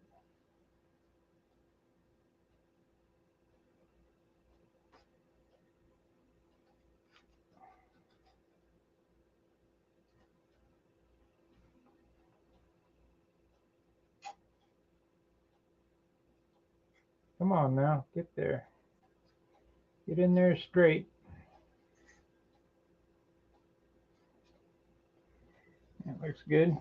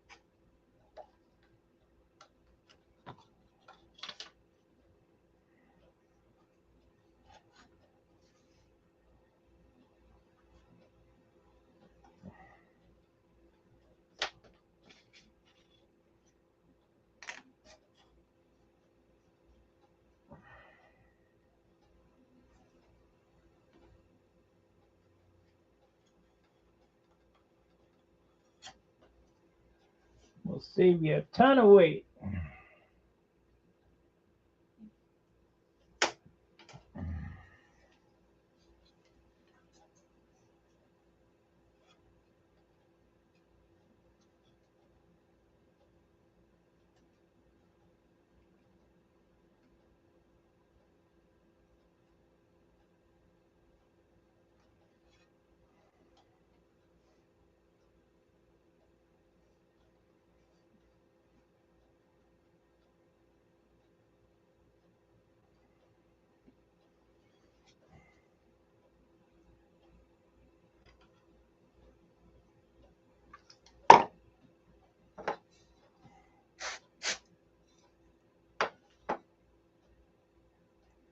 Ah, you prick.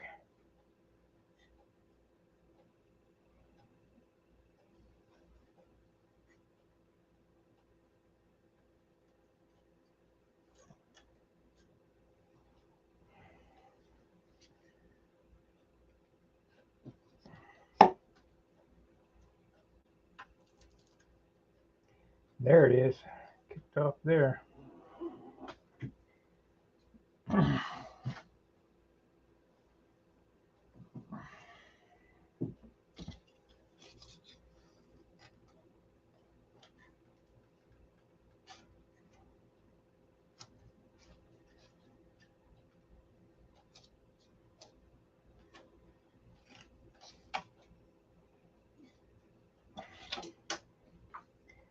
Now these should not be square to the trailing edge. Let's check that out.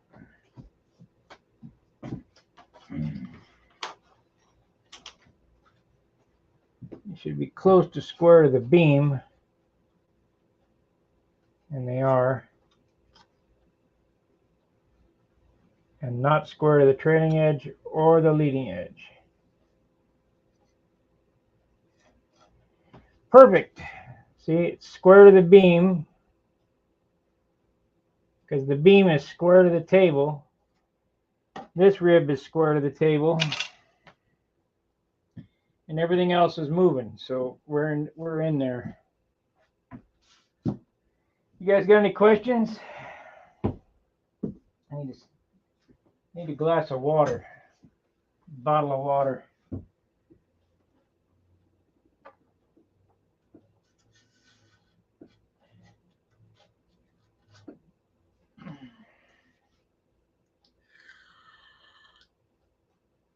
Once I get this done, I'll cut the top plate loose,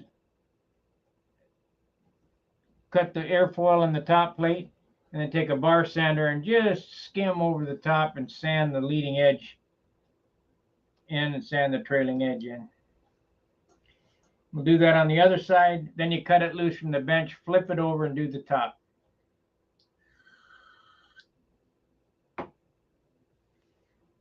It is not a big deal. I would say by 9 o'clock tonight, I'll have this together. I don't expect you guys to hang with me till 9, but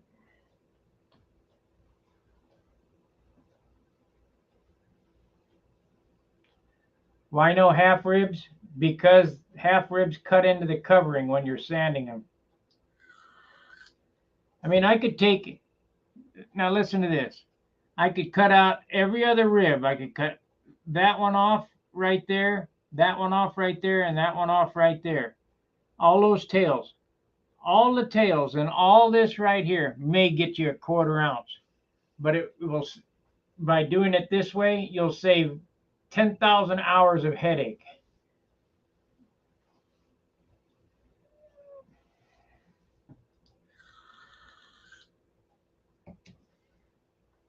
Half ribs to me are no good. When you're sanding the covering, they always poke through when you sand them. It ain't worth it. Because like I said, you're gonna get 3 coats of dope on each one of these ribs, then you're gonna cover it. Then you're gonna get 5 to 6 coats with a brush on top of the rib only. So that's 9 coats of dope.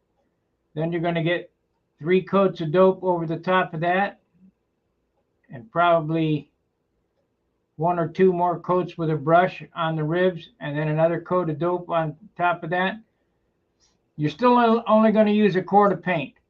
That's all you're going to use is 1 quart of dope, but you put, let's see, how do I explain this? You put the first coat of dope on 100% on the wood. Then you put the next coat of dope on at 50-50. And the next coat of dope on 50-50. Then you put the paper on. You put that on 50-50, and you get that all shrunk and tight. Then you go back to, well, I'd say probably only 10% thinner over the top of this. And you're just doing the top like with a striping brush or whatever, because you can sand through them ribs like they're nothing.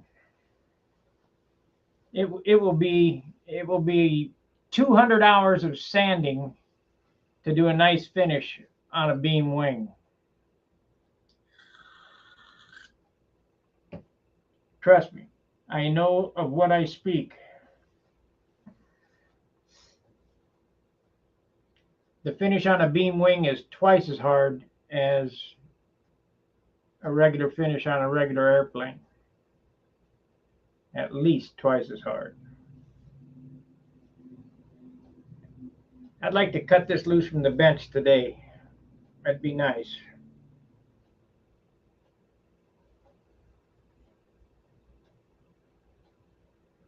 That'd be real nice.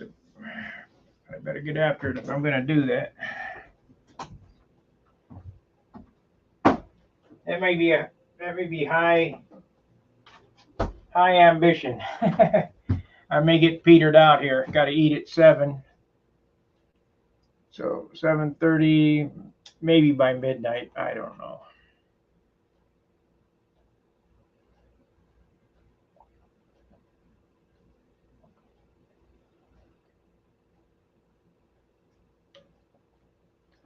I know if you and your friends, you got 2 friends, and you're all given a specific task. One guy sit down and cut ribs. One guy cut the rest of the parts, the fuselage. Another guy cut the leading edges and the tip plates. And you give each, the doublers, you give each guy a specific part. In one weekend, you probably can do 3 airplanes. In 2, let's see, 3 guys, 2 days, that's 20 hours, 20, 40, 60, that's 60 hours. In 60 hours, you can probably frame up 3 airplanes doing it this way.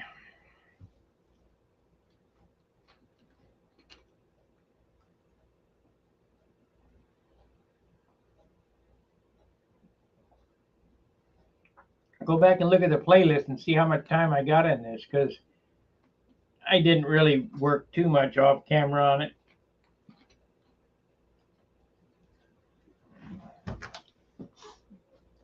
I just been putzing.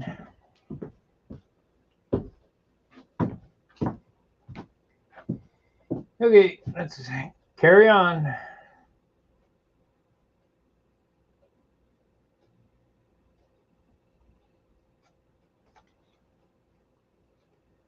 Part of getting practice up is knowing how to cut these.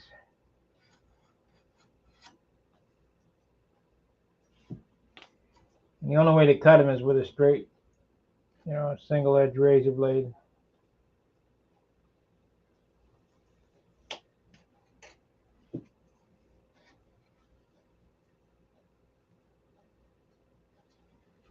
Yeah, I got it.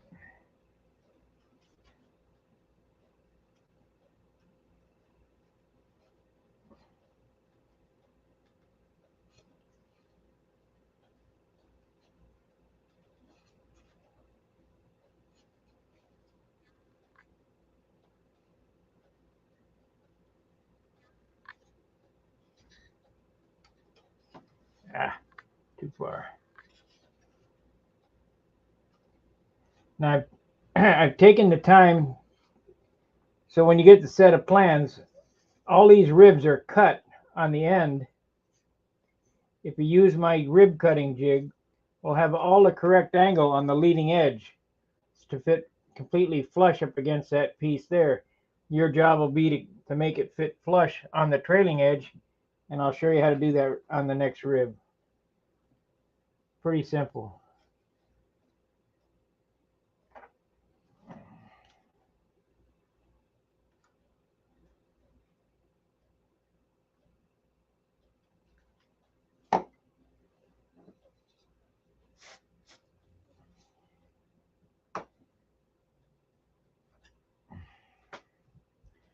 Okay, let's see if we can get a close up of how to do that.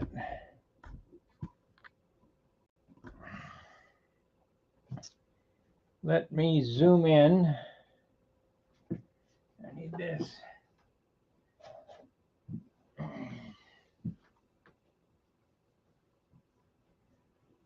Zoom in.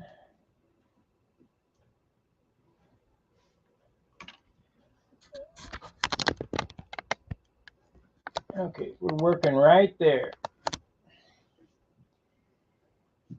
So first thing to do is get your template here, your spacer, rib spacer, and mark the center of where the rib's going to be. I mean, you're not building a watch, but you try to make it as close as you can. Because this angle is cut at the right angle, when it's finished, you just stick it up there on the center of that, and you center it up on your mark back here. You hold the razor blade tight against the trailing edge. Come straight up. It'll make a very faint mark in it. I didn't get it. I think this blade's getting dull.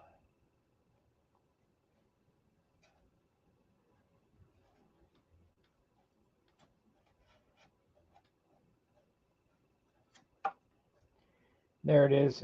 I don't know if you can see it on camera because I can barely see it. It's right there.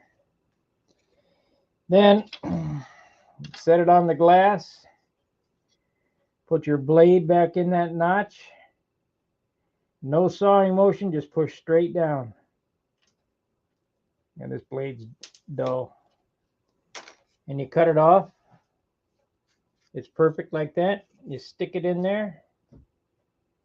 Put it on the leading edge first. Swing it towards the fuselage because that'll loosen it up.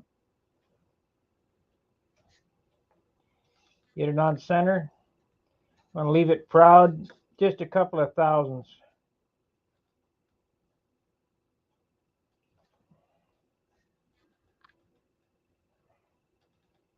Square it up.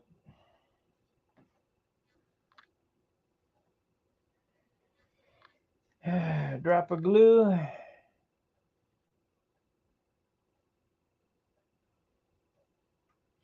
Now you'll see me kick off the beam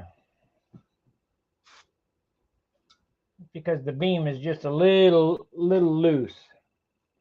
So when you kick it off, it locks it in. No problem.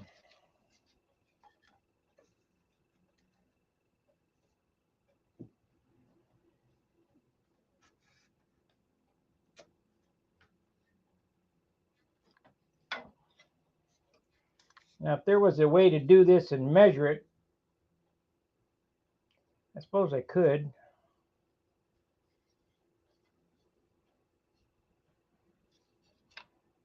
You could measure, and it wouldn't it would have less tolerance, stack tolerance, but this is pretty easy. I mean, it ain't got to be perfect. It's got to be close so it's eye appealing.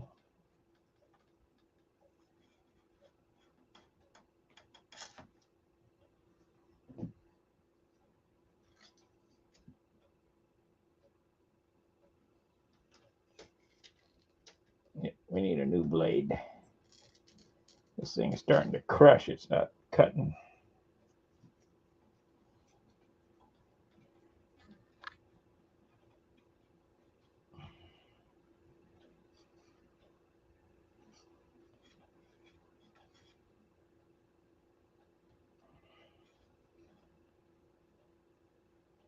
There we go.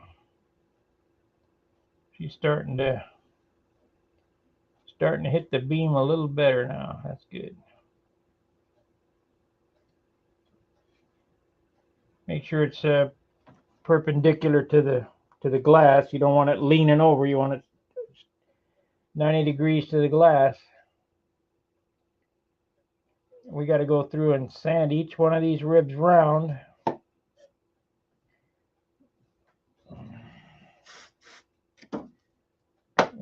Let me get a new blade.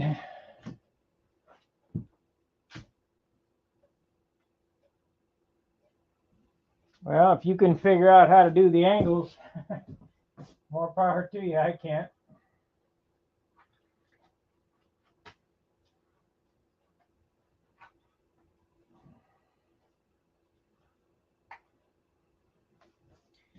It doesn't much matter because each one of these ribs is a different length. You know, I'm sure some guy in CAD could figure it out. But my CAD is cardboard aided drawing.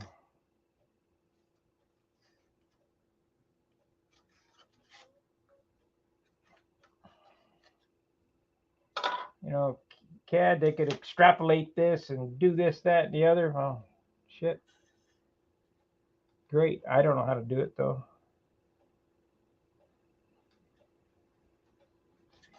I'm just an old backyard mechanic now. Actually, not even that anymore. I'm a backyard woodworker. I got a wood shop in the garage, which shortly I need to get back out there.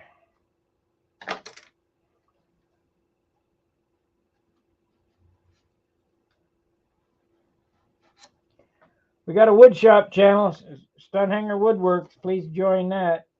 There's nothing new on there because it's been hot, but it'd be nice to hit 1,000 subscribers so I could do something with it. What's this? Is this the dull one? I think this is the dull one. I just took one out of the package. Either that or this wood's getting harder.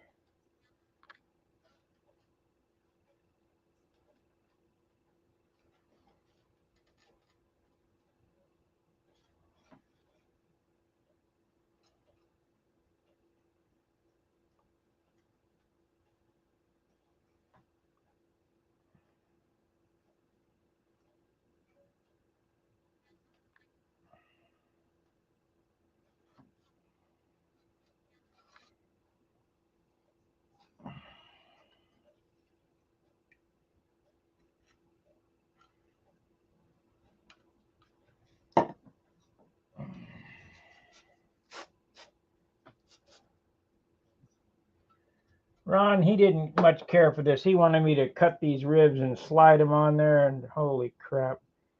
No, that's all right. That's way too much work.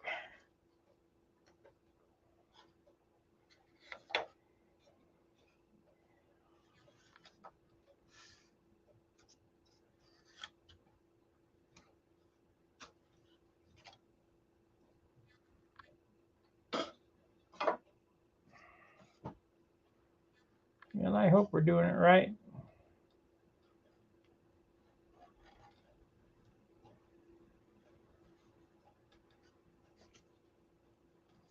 We're doing it how I remember.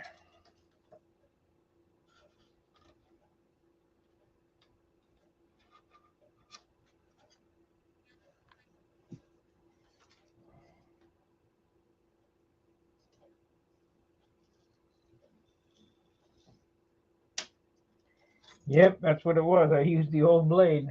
That one's dead.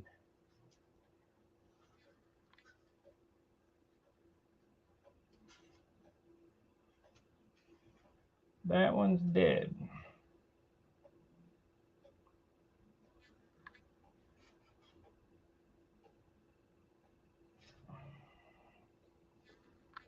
Looks pretty good, so it's got to be right. If it looks right, it's probably right.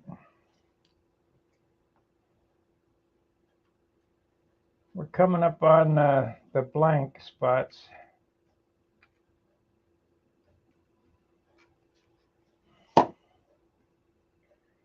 I'll think about that at dinner, how to do that the right way. Let's see here.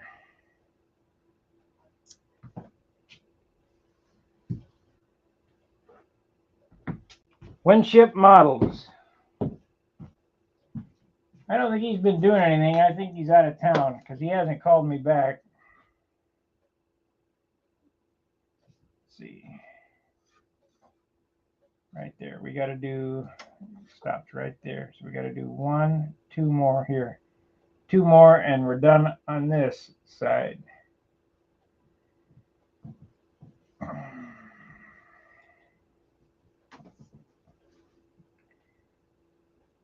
Yep, 2 more.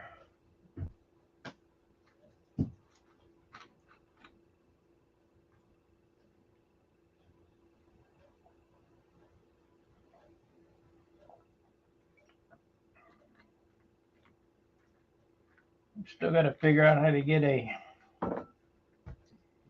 a control horn in there.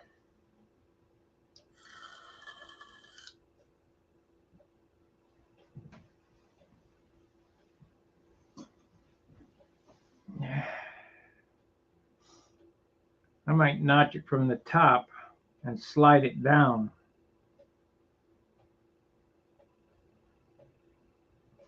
Because then I could have the bearings on it.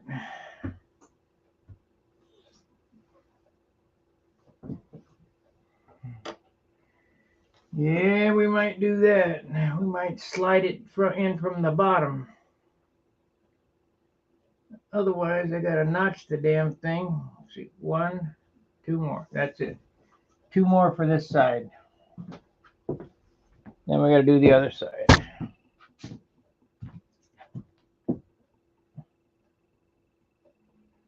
Where'd my spacer go? There it is. Disappeared.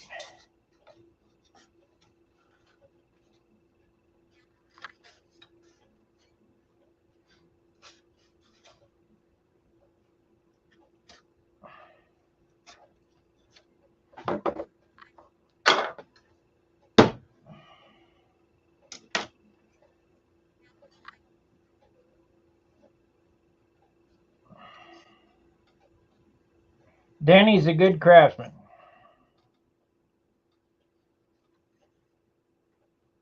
He's a painter. He'll paint it till the paint stand bends.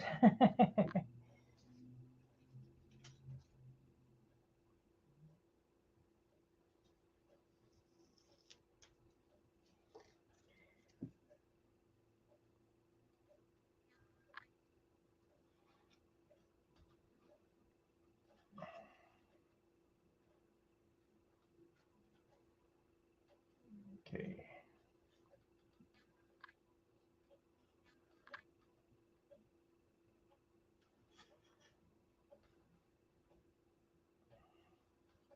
At least the other side's easier. That spacing's already done for you. Just match them up.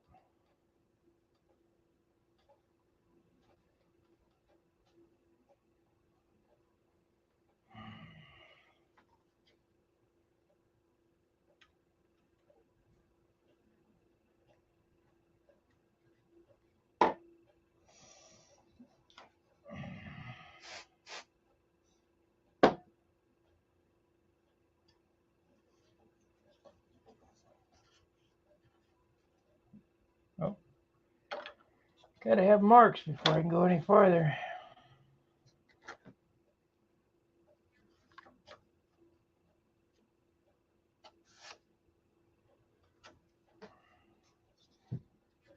It looks pretty square.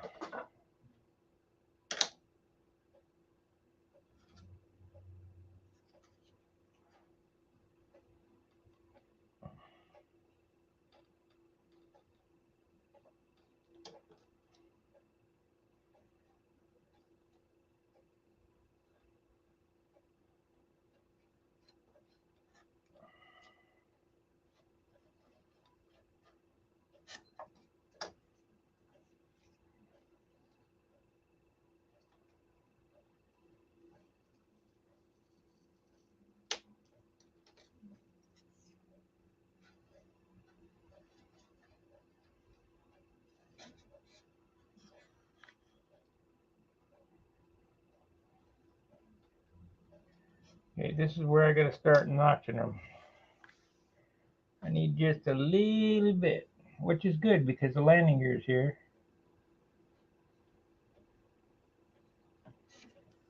Just a smidge.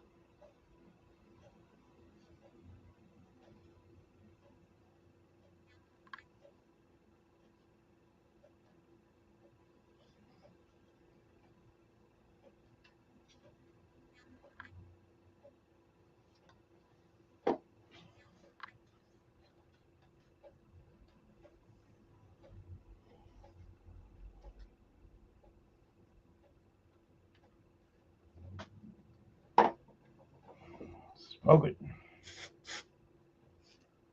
Okay, so it's 1, it's 2, 3 out of there. Or what? I'll look from the other side. Yeah, that's 1, 2, 3 out of there. Well, they're right on top of the spar mark, so that was a good way to do it.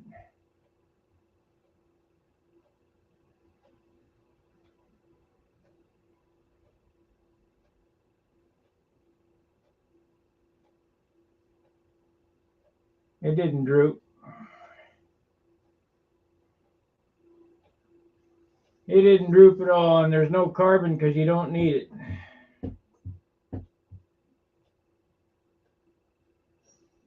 I saw Billy put carbon in his.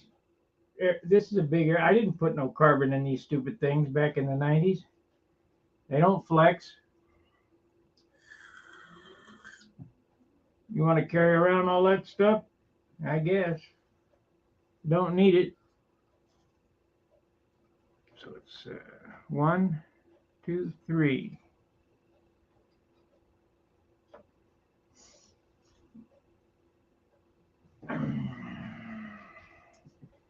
I will even check and make sure it didn't droop. But the way that I cut these, it shouldn't have. Should, if anything, it should lift, but it should, I don't believe it will. Nope, dead on. Okay.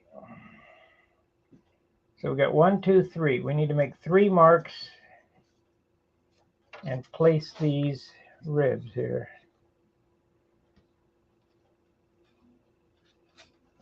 This will tell me when I get close.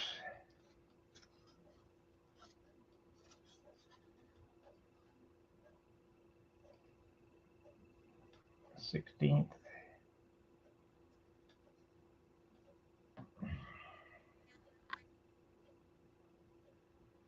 I need to measure those because I don't have a rib. I don't have a rib in between. It would be too narrow.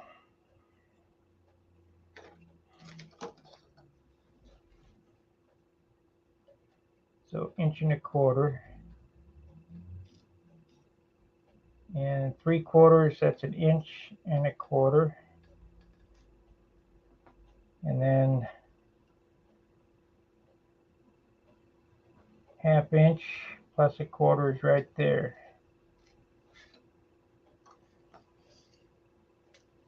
I think.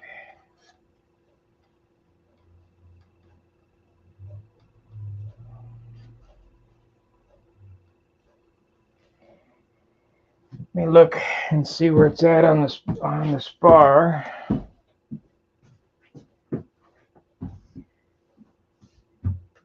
It goes right here. It goes right there. Right there.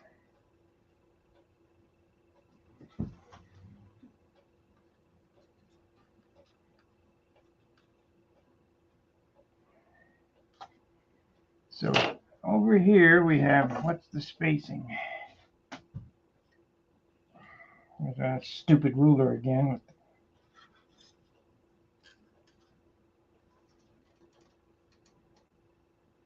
4.5. That ain't right. That ain't right.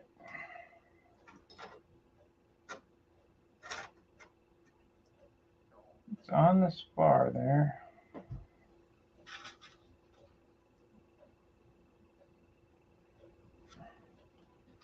It looks square.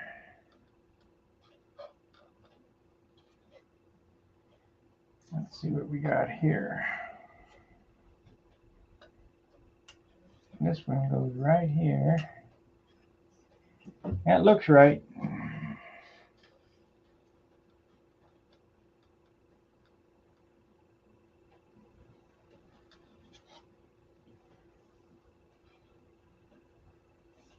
I know how to check it.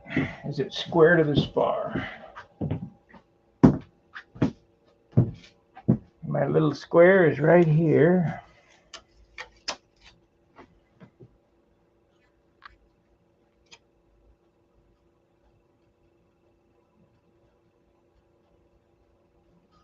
That's it. That's square to the spar right there. So we'll nail it there.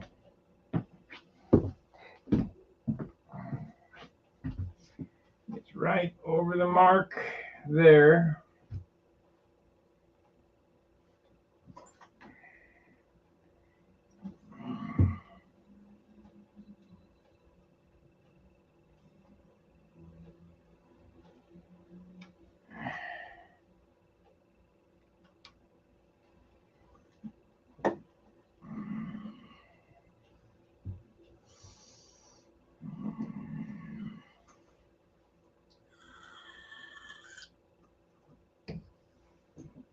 Now this one,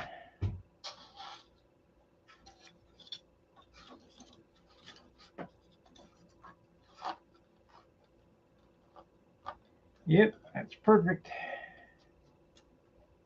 This one's right there, right there,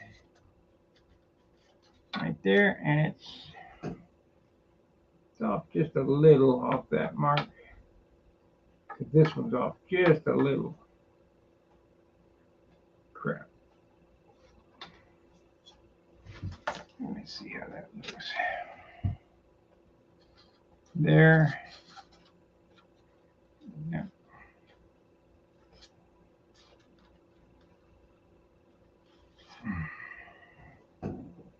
There and there. I might break this one out, move it, because it got a little off in the front here.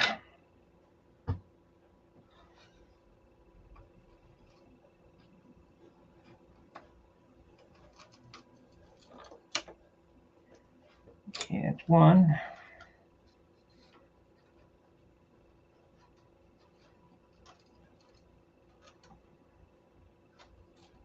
Off in the front, we want perfect.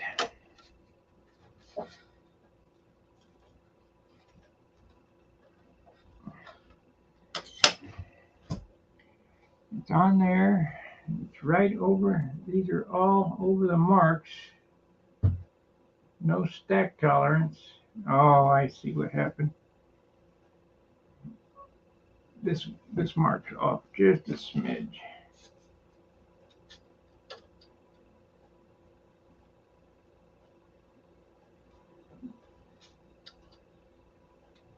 That's over the mark. That's over the mark.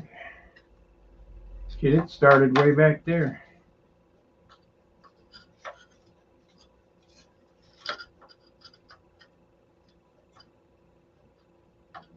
started on that one.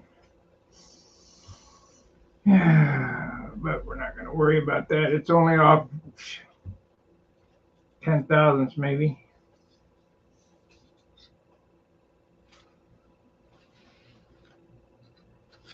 I think we need to come to this side of it. Yeah, we're not going to worry about it.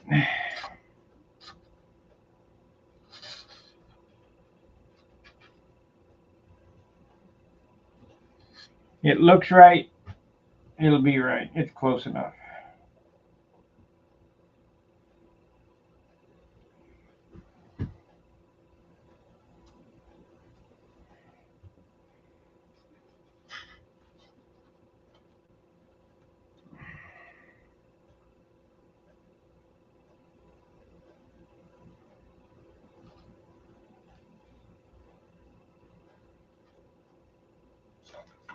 It's close enough.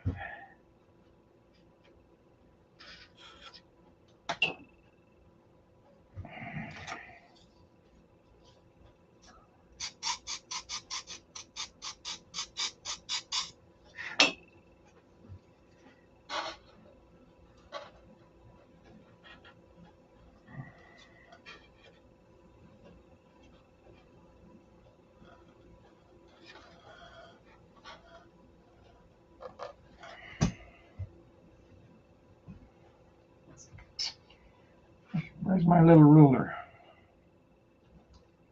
Where's my little scale?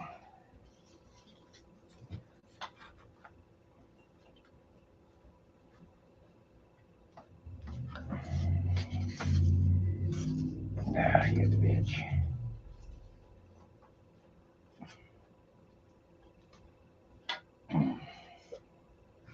Here we go. This is short enough to do it.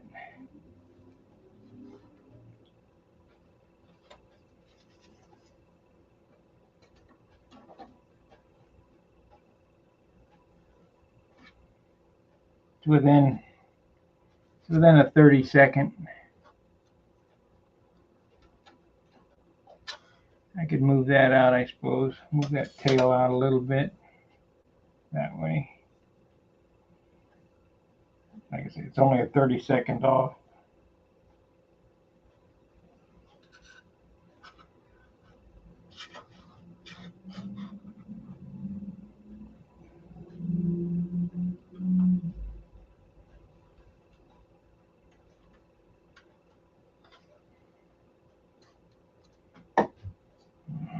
If I move that one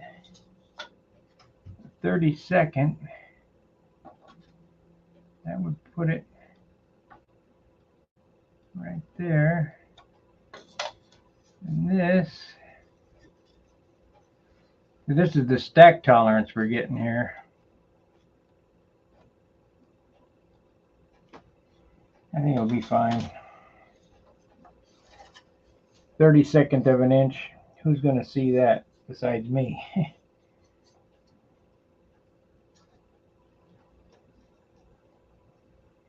Especially after it's covered and shiny.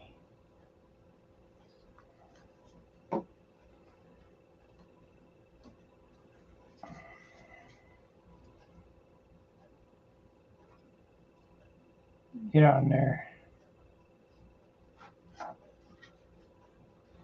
You know what? Let's cut them, stick them in there, and look at it and see. I might have to adjust it. If my eye picks up that 30-second,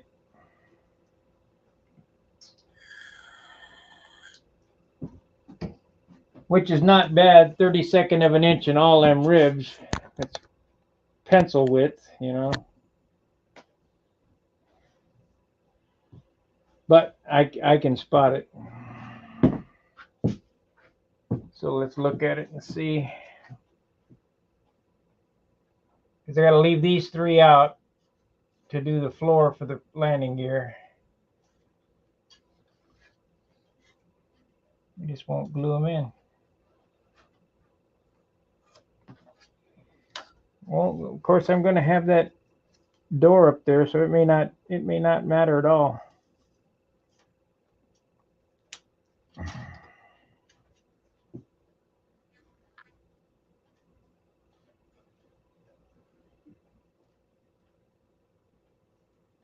Okay, that's one. And where's my template? There it is.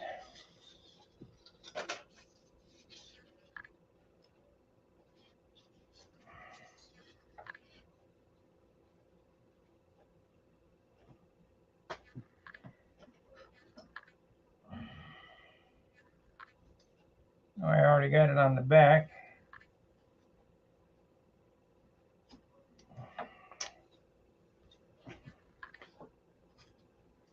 Already got her on the back.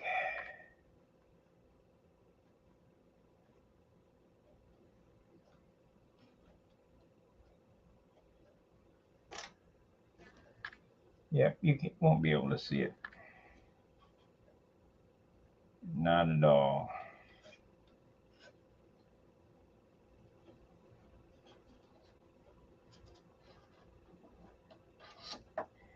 I'm just trying to build this plane too perfect is what's up.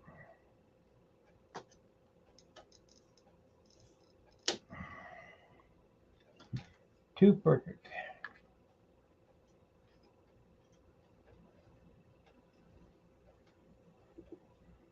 So that's one that I'm going to have to notch.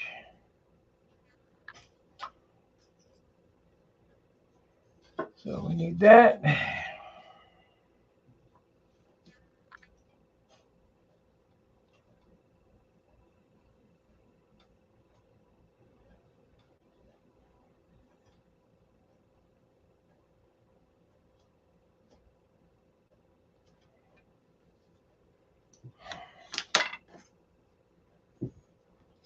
And by the time I put that door in there, nobody ever see that.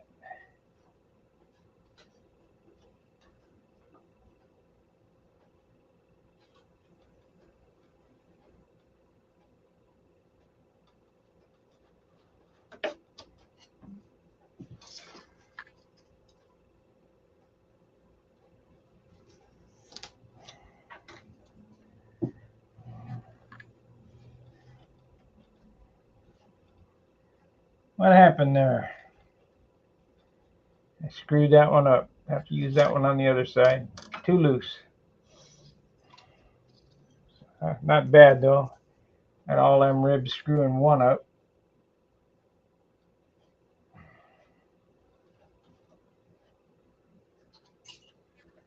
Must be getting tired.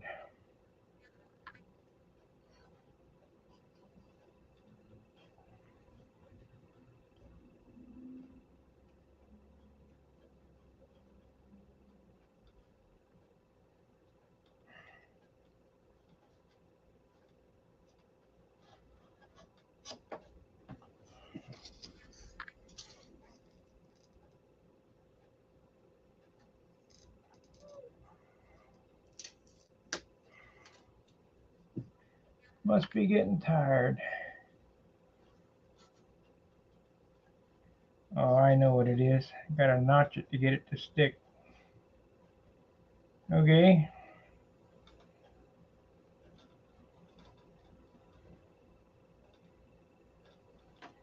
Yep, you can't tell. 32nd of an inch.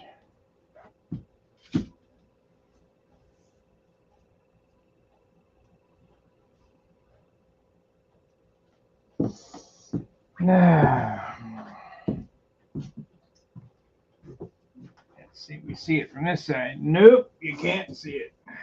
I guess we're just, I can see the stack tolerance in the marks on the leading edge that I have when I'm sitting on this side, but when you look at the ribs, they're all parallel, so it don't matter.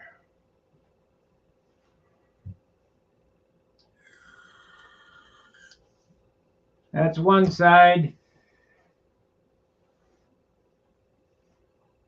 How long I've been on? 2.5 hours already. Kind of getting tired. We got 16 watchers.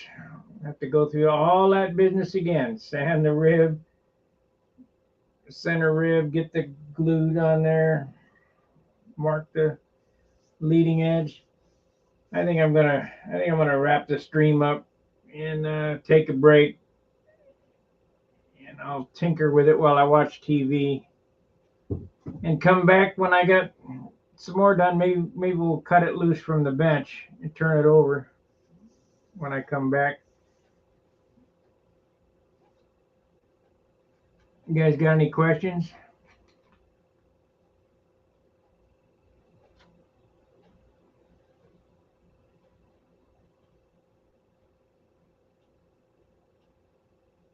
Yeah, Marcel was saying no carbon fiber.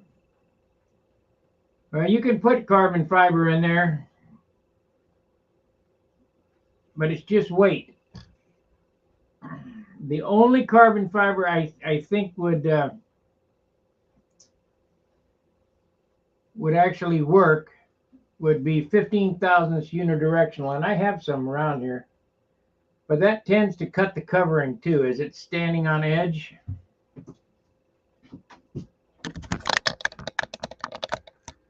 it's laminated to the trailing edge in this direction. That's the only way it could be strong. It can't have it this way.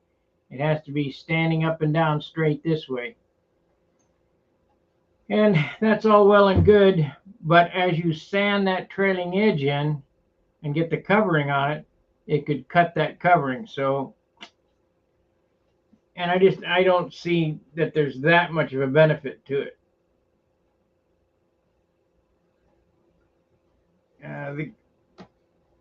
The toe that goes under the cap, I have that Kevlar thread, and I'll guarantee I'll give you $100 if you can take it in your hands and break it.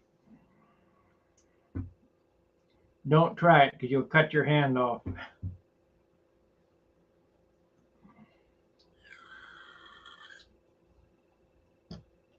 Parachute rigger's thread, ain't no way you're gonna break that. So actually, that turned out pretty good. I'm like I say, it's stacked tolerance to slight amount, about a 32nd of an inch. Starts about right here, and I'm off a few thousandths here, and then double that and double that. But I think, there's going to be a door right here anyway, so I've got to do some magic in there.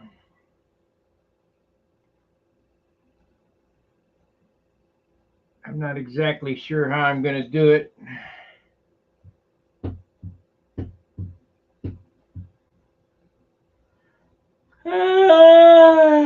But there'll be some magic going on right here.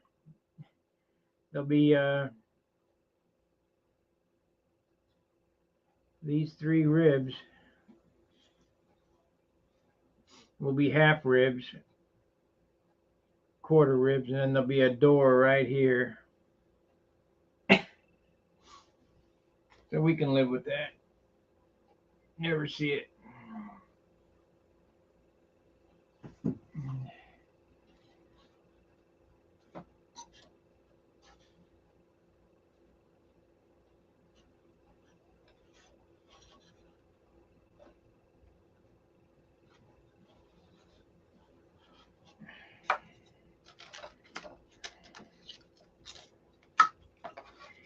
Never see it.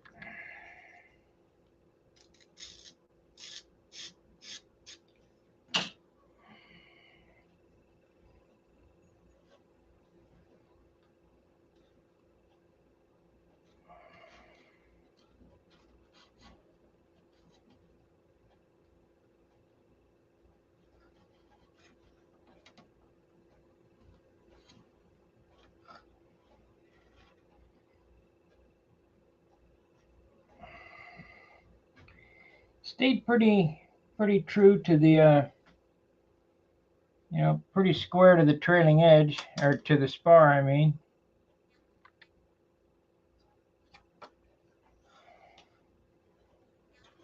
Let's take these out.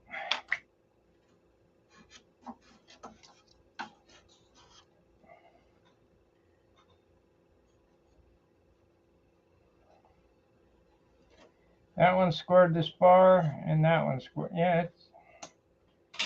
what can I say? It's just off a little bit, 32nd of an inch. Don't shoot me.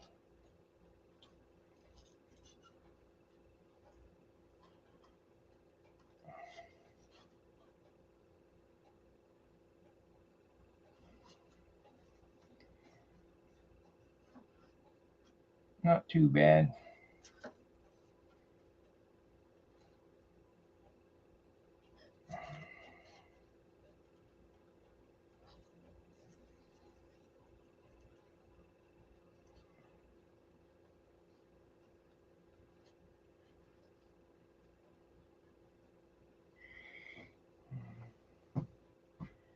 All right, guys, like, subscribe, and share. Been on 2.5 hours. I'll be back around 7 o'clock, I guess. And we'll work for a couple more hours. Get that side done. Maybe get it cut loose from the bench today. That's kind of the goal. Get it cut loose from the bench.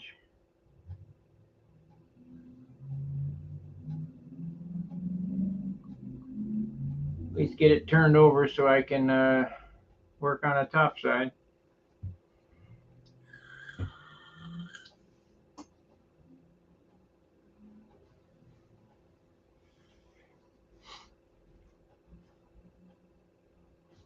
Any questions? No questions? I guess you guys all know how to do this.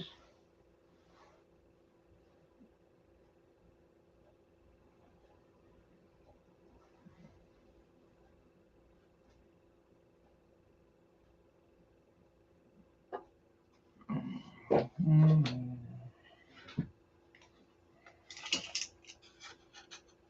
23 and 3/8 plus 4. It's 27 and 3/8 on the outboard. 27 and 3/8 on the outboard, and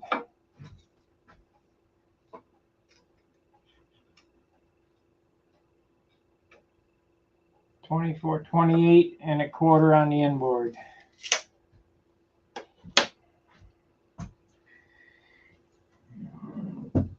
So got a little bit of asymmetry in it. Just the way it falls. So that'll work.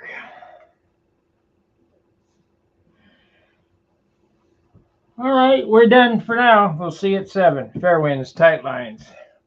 See ya. I gotta put the cards and everything.